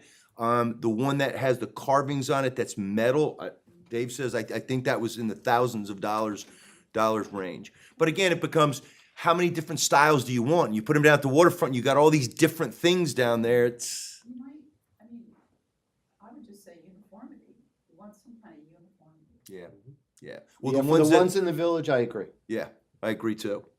All right, so let me move on from that one and into this, which is the Downtown Revitalization Initiative in New York Forward and application and committee appointments. Okay, one of the priorities that this board is looking at in regards to infrastructure, because we are a walkable village, and because we did get some help in regards to Dave already having this on his calendar, and replacing sidewalks where they were broken, dangerous, jagged, unsightly, as well as the fact that since 218 is going to be paved ostensibly in the fall, and we paved the portion from Academy to First Street? Yeah, Academy to First Street, and the state is gonna do essentially from the West Point Gate out on 218, all the way on 218 till it intersects with 9W. That's supposed to happen this fall. So we wanted to get all the sidewalk projects done that we could. We have some infrastructure money from ARPA. We do have a time limit on that, and it is 5 years that the money has to be spent or it goes back to the feds. So we certainly want to do that, and one of our priorities is sidewalks. We're a walkable village, and that's what we're going to this fall, namely a couple of places that Dave and I have looked at, and I've talked to the other trustees about this, like the crossing at COH Elementary School between Storm King Engine 2 and the elementary school. It's not ADA compliant. It's not a ramp. It doesn't have the stippling like you're supposed to have. And I watched, when I was standing there during the conduct of summer playground at parent drop-offs, mothers with double strollers struggling to get over that curb and back up the curb. So that's one place that we're looking at. We're looking at a couple other places where the sidewalks are in bad shape, or they're 2 feet wide where they're supposed to be by code 4 feet wide. Of course, as soon as you do this, then people come and knock on my door and say, why aren't you doing this street? So it's gonna be one of those things where Dave and I are looking at where we think the priority places are, and then we will come back to the board and seek to spend a little bit of money, since it wasn't in the budget this year, or our sidewalk budget is already busted, to put some ARPA money into some repairs of places that the state is not going to do. The work that you're seeing down in the lower village is being done by the state. The village is not paying for that. We're not doing the labor. The state is. You'll notice on Church Street, one side is done, the other side is not. The reason it's like that is because the state hasn't come back to do it, and they haven't given us a date when they're gonna do that. And I don't know the rhyme or reason on which crossings they decide should be ADA compliant and which ones aren't. Because as you walk through the town and the village, some of them are done and some of them aren't, and I don't know what the distinction or the difference is. But they have a list. They came in and did a bunch of them before the 4th of July, but they have a couple that they have to finish that are right now covered in construction, those orange fences, and they're gonna come back and do that ostensibly before the fall paving. That happens. Dave, is that right? If it happens, yes. Well, fingers crossed. All right, which brings me to the Downtown Revitalization Initiative, Round 6 in New York Forward. One of the things that this board takes great pride in is working very closely with our colleagues up in the town, whether it was the Cornwall EMS matter and some other matters before the two boards. One of the things that we're doing is looking to seek a grant for a downtown revitalization. I know that is very important to Supervisor Wojciechowski and the board or the council uptown, as it is down here. So we are piggybacking, we are working together to secure this grant. I'll give you a couple quick sound bites. In the community characteristics they're looking at, which I think we meet, in general, New York Forward communities are smaller geographical areas with a concentrated activity node that provides important services to the local community and neighborhood. These areas often feature a distinct sense of place due to the presence of rich, cultural, historic, natural, and/or agricultural assets. Development is often less dense than a typical DRI community. However, New York Forward communities are still compact and walkable. So I went through the list on how they choose for funding and potential projects, and the supervisor has a number of projects for in town, but one of the things that we would like to see done and work together as two municipalities that work hand in glove is the ability to walk from the traffic circle, Shedane Circle, all the way to Donahue Memorial Park. We don't have a sidewalk that runs down Dock Hill Road. And I watch senior citizens and young kids daily, because I walk it, walking up and down that hill where the shoulder becomes smaller and smaller. On some places you have to step on the inside of the guardrail, and other places you have to be on the outside of the guardrail because of the way that the stream and the water that runs off heads down toward the Hudson River. So one of the projects that we are looking at is the potential for funding from here. We're talking millions of dollars, potentially $2.5 million. No guarantee. We think that we're going to have a good presentation to make. We're working to do this together. Now, how does this save us money? Well, the village budgeted $20,000 this year for a grant writer. So we have identified, when I say we, the supervisor and myself, in concert with people like Ronna Liebert, who's been doing this for the village for years for nothing. We have identified somebody by the name of Steve Densmore, who has done work, grant writing work for the town and for other communities. What this would cost us for this to have this application submitted by September 23rd is $10,000.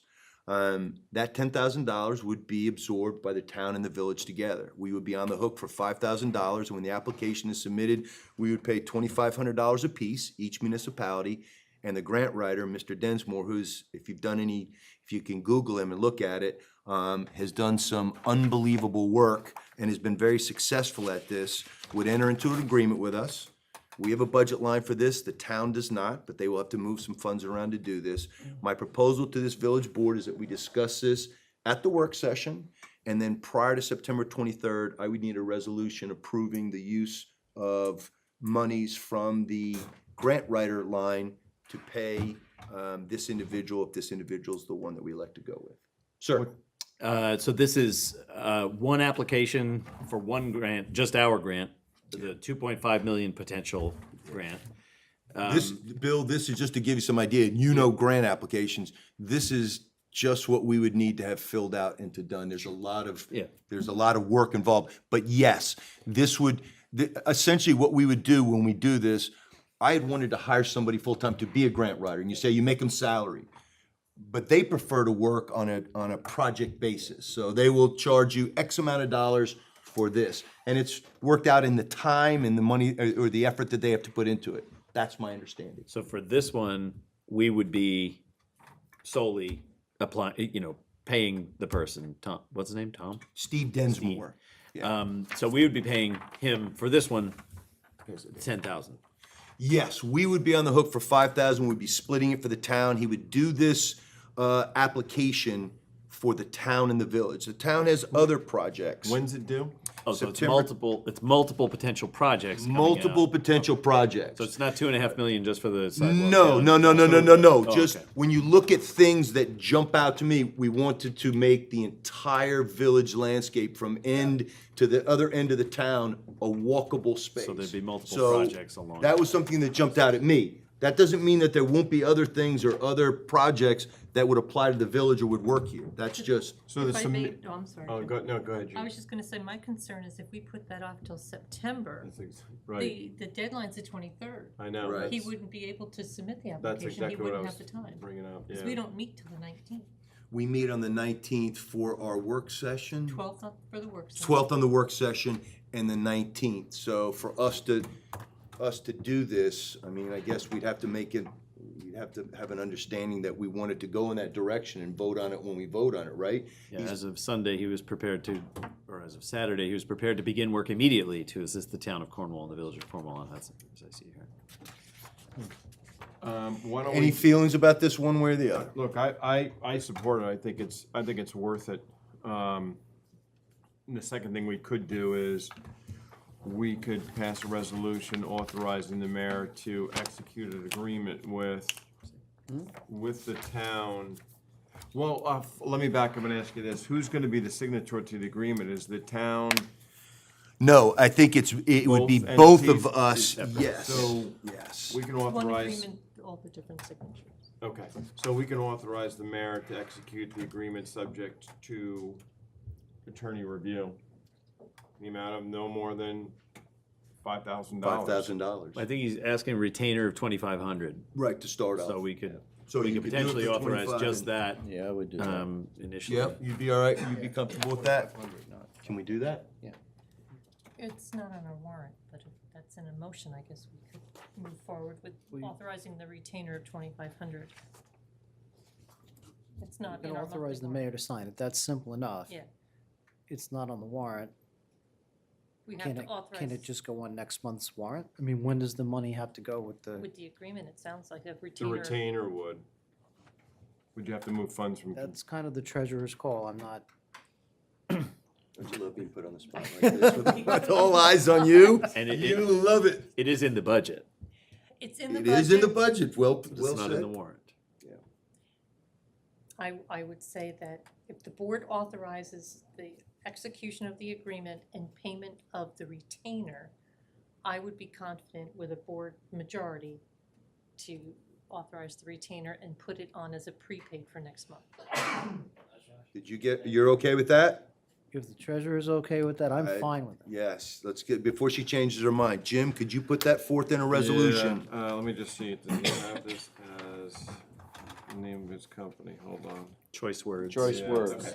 All right, so I'll make a motion to authorize the mayor to execute an agreement with Choice Words, Steve Densmore. Steve Densmore of Choice Words, as per the 5-page document, agreement, excuse me, 4-page agreement, along with payment of a retainer of $2,500 as a prepay for next month.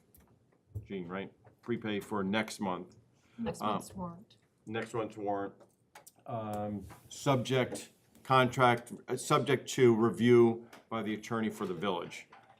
And also not to exceed $5,000.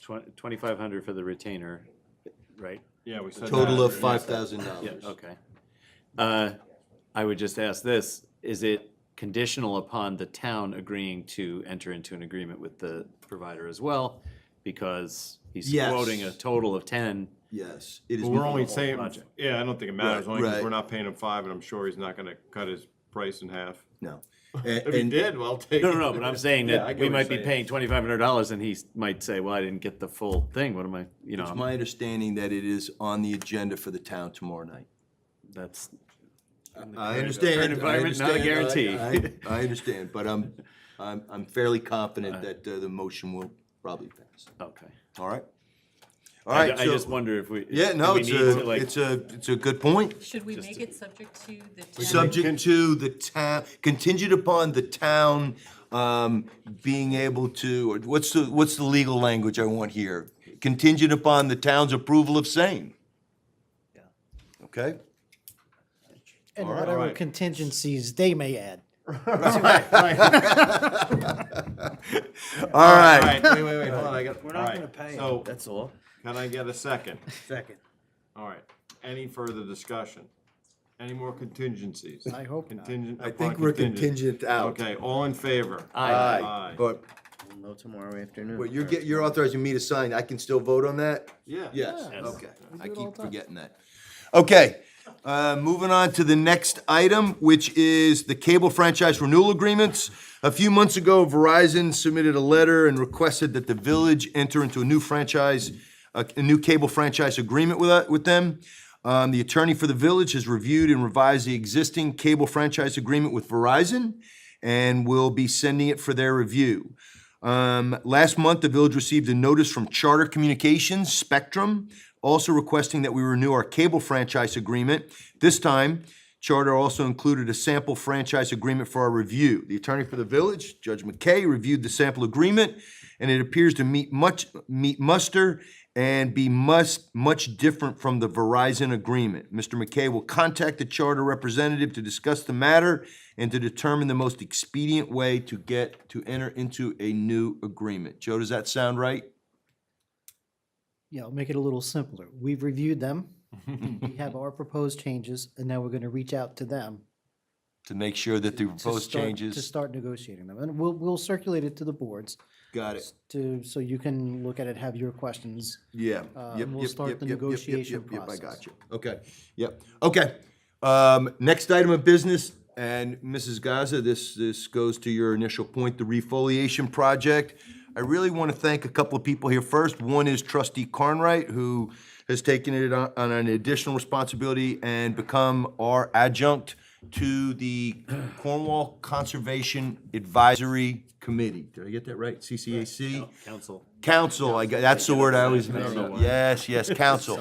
As our tree representative, because they have an offshoot committee off of the CCAC, and has really been the conduit to Carla Castillo and that great group of people. We have had one in the village since I was a trustee and was on that small tree committee, and it consists of Mr. Nicholas Moran, Mr. Dave Work, who's in charge of the Riverfront Committee, and Miss Barbara Smith Joya. So they had a meeting the other night, those three, Mr. Moran, Mr. Work, and Miss Smith Joya, and their proposal is to have in the fall a plant a tree day that the village could get behind, much like the daffodil project that Mrs. Gazda started, where we got people involved and we got donations and then had people do the plantings. But in this instance, the village would buy said trees at a wholesale rate. They would meet a certain specific as far as being an indigenous species.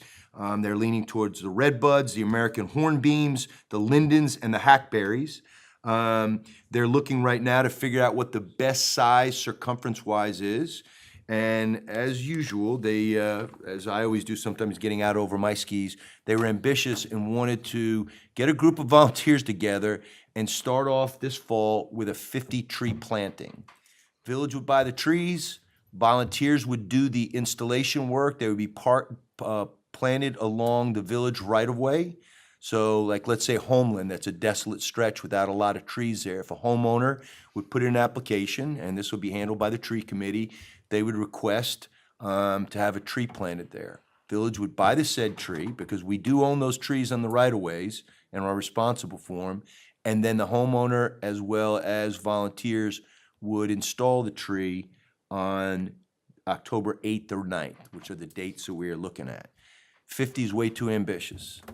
So I spoke to Dave about this and understanding the amount of pre-leg work that has to happen, meaning contacting UDIG, contacting the utility companies, having the superintendent from DPW do the markouts or his team do the markouts for gas, water, utilities, and then having the utility companies come out and UDIG coordinate through all this. It's an ambitious effort. So I cut it back to 15. So the plan now is going to be a smaller amount, but I have a committee that is going to work towards establishing who those first 15 residents are. He did this kicking and screaming, but the DPW superintendent is on board and will support this by having his guys essentially monitor to make sure that once the markouts are done, that nobody's digging in the wrong place or putting them in the wrong place. And we will put a committee together to do this planting in the fall. It's our first effort towards refoliation, but this time we're gonna do it smarter. We're not gonna plant them under power lines. We're not gonna plant them, you know, the type of species that, you know, are invasive or, you know, that don't fit. You know, we're gonna look at, you know, like I said, what the right ones are. So I'll throw that out because I kind of dropped this on the board tonight. I've been back and forth with the committees. I know Dave Carnwright knew a little bit about this, but anybody have any agita or issues with it, or concerns? No, I can pick one or two places that we have to replace trees. Yeah. Like, the Yep. one on Idlewild, at the end of Storm, I never know that back street where Storm King is there. Churchill? Churchill. Yeah, there's we have a tree there that's dead. You got a bunch of trees there. All right. No, but it's like, it's just, Can you it's let, right can out. you let It's been- Dave know which one Yeah, it is? Dave, you know what I'm talking about? You go straight down on, Idlewild, at the very end of Storm King Lounge and Fair, at the end there. That's Churchill behind. That's That's Churchill. Yeah, it's deader than dead. Yeah, so if we can place that one, that would be great. Okay. So we had to take down I mean, throughout this season, when I say season, you know, once we got through the winter, we had to take down a number of trees this year that were dangerous or that fell on their own. And You know, a lot of times, you know, a resident will have a tree in their yard that's their tree, but because it's in the village right away, we got calls from people when trees come down and said, hey, village, come pick up your tree. And we end up having to respond if it's in our village right away and take those up. There's a number of trees on Hudson Street that were taken down that either had split or fallen or been diseased, or had to be taken down for whatever reason. You'll notice there are stumps there. We have a concerted effort this fall to grind down all those stumps and reseed over the top of them. So if you see a stump along Hudson Street, we will take care of those. Any trustee have any issues or concerns? I mean, there's a million concerns and a million what could possibly not go wrong here, but anybody have any concerns or issues with this effort? I know we're starting much smaller than the committee wanted to do it, but I just felt it made sense the first year to do something we could get people excited with, and then next year maybe expand it and we'll learn some lessons from it. Rich, any misgivings, issues? Jim? Absolutely not. Bill? Trees are good. Trees are good. Dave? No, I think it's good. Okay. All right, moving on. Next item of business, where was that you had written? Yes, next one. Scenic Hudson Annual Review Update, Donahue Farm, we did that. Summer Playground Update. Full disclosure, my daughter Jenna Park is the camp director, so of course every night I hear all the ins and outs, you know, about things that happened, things that went well and things that didn't. And I think this year was like any other year where, you know, we had a kid get stung, we had, you know, a kid that fell, we had a kid that got their glasses broken, things like that. But all in all, I think it was a great camp. It was the first year that the board had approved having a uniformed officer there. I think on average, we averaged just over 100 kids per day with a high of around $125. And when parents start going on vacation, which is usually the third, fourth, or fifth week of camp, you know, the numbers go down. But their last day was this past Friday. They had a talent show, which a lot of the parents and grandparents came to. And a lot of the parents, which I get a chance to talk to out there, we're very happy about it. I think it's one of the really neat things. The village definitely uses this as a loss leader because it's definitely something we're not making money on, but I think for parents and for the kids, it's just a great thing. Okay, that's that. I already talked about that. I guess I'll move on to for your information, Bandstand 2022 concert series. Eddie Hurley and the Hurley Mountain Highway, and I'm going to make a pitch because Ed does all of the bookings for the band for the village and gets nothing for it. He does it on his own volition and out of the goodness of his heart. His band is playing tonight. They usually have a pretty good turnout. They're a popular band. That's tomorrow night starting at 6:30. And remember that beginning in September, we push the concerts up to 6 o'clock. So instead of 6:30 to 8, we go 6 to 7:30 just to try and stay in ahead of the gathering gloom that comes in the fall. Democratic primary day. The village is now the home, which I'm proud of. I think it's a good thing because it brings people in here, and these people are our lifeblood. We now do the county elections here at Village Hall, not at across the street at St. Thomas in the gym anymore. So the Democratic primary election day is August 23rd, and our schedule, which will go in effect also in March during the village elections, we are open from 6 a.m. until 9 p.m. So you can either vote before work or you can vote after work and in between. It will be right here in the Edward C. Moulton Jr. boardroom. I'd like to reiterate what Mrs. Gazda said at the beginning. October 15th will be the village-wide yard sale, which I think is something that brings people. When I tell you how many people come here to get a map, an itemized listing of the properties that are, we end up running out of the printings and having to continue to redo them. It's a sight to see. So thank you, Barbara, for that, for spearheading that.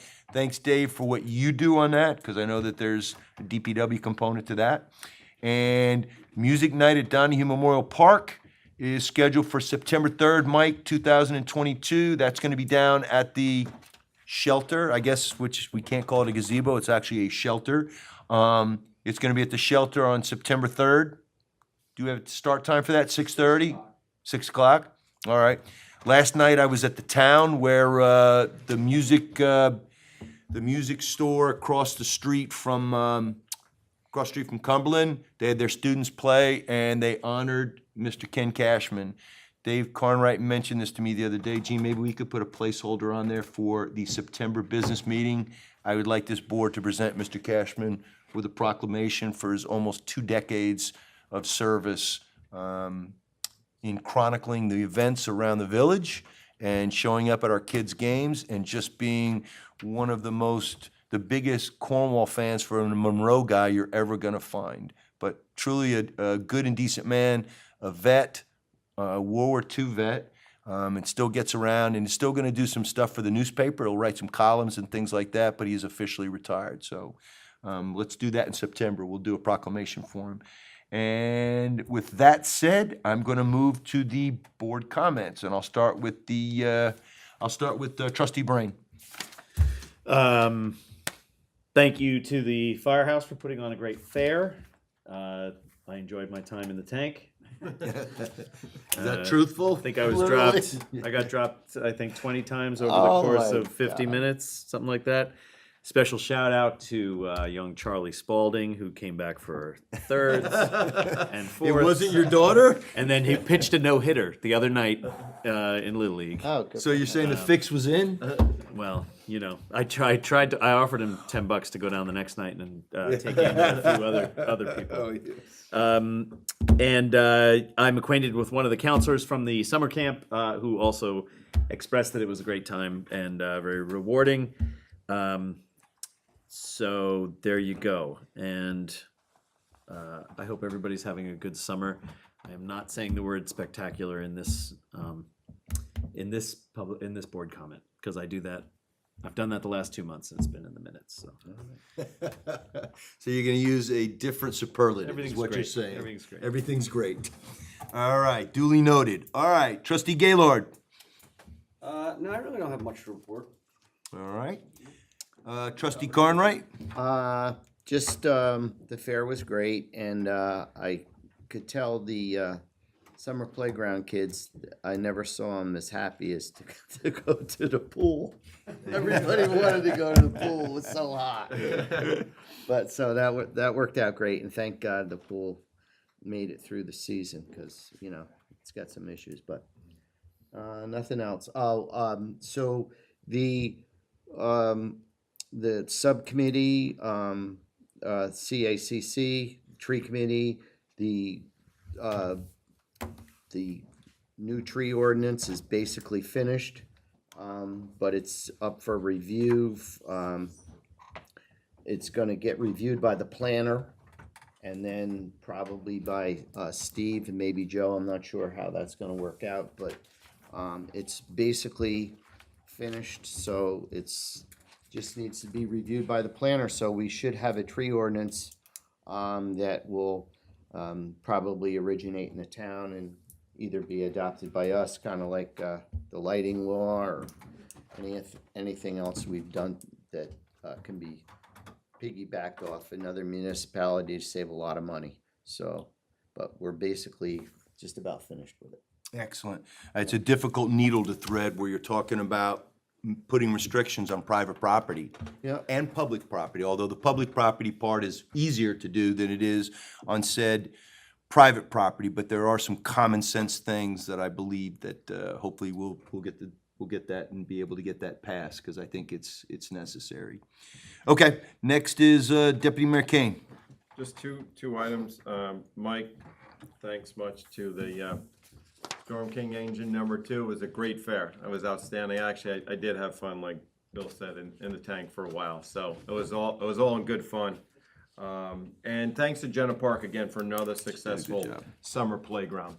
So that's it. All right, just a couple things. Manny, don't forget, I have that scenic Hudson letter here. If you could just make a copy of that, and you don't have to give it back to me tonight, but just make a copy of that, and it's got all the information on the location on there. If you could just take a look at that, get back to me, and then I'll get with Joe, and we'll figure out what the next step is. Interesting enough about the pool, which I believe the supervisor and the town are looking at from the perspective of they still have not been able to mitigate the full leak, in that we're continuing to lose water. They did a spectacular effort. Our water department helped out. the buildings and grounds department and the engineers that were hired.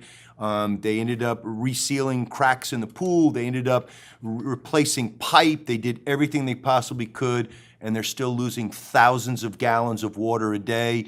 And where does that chlorinated water go? Right into the duck pond.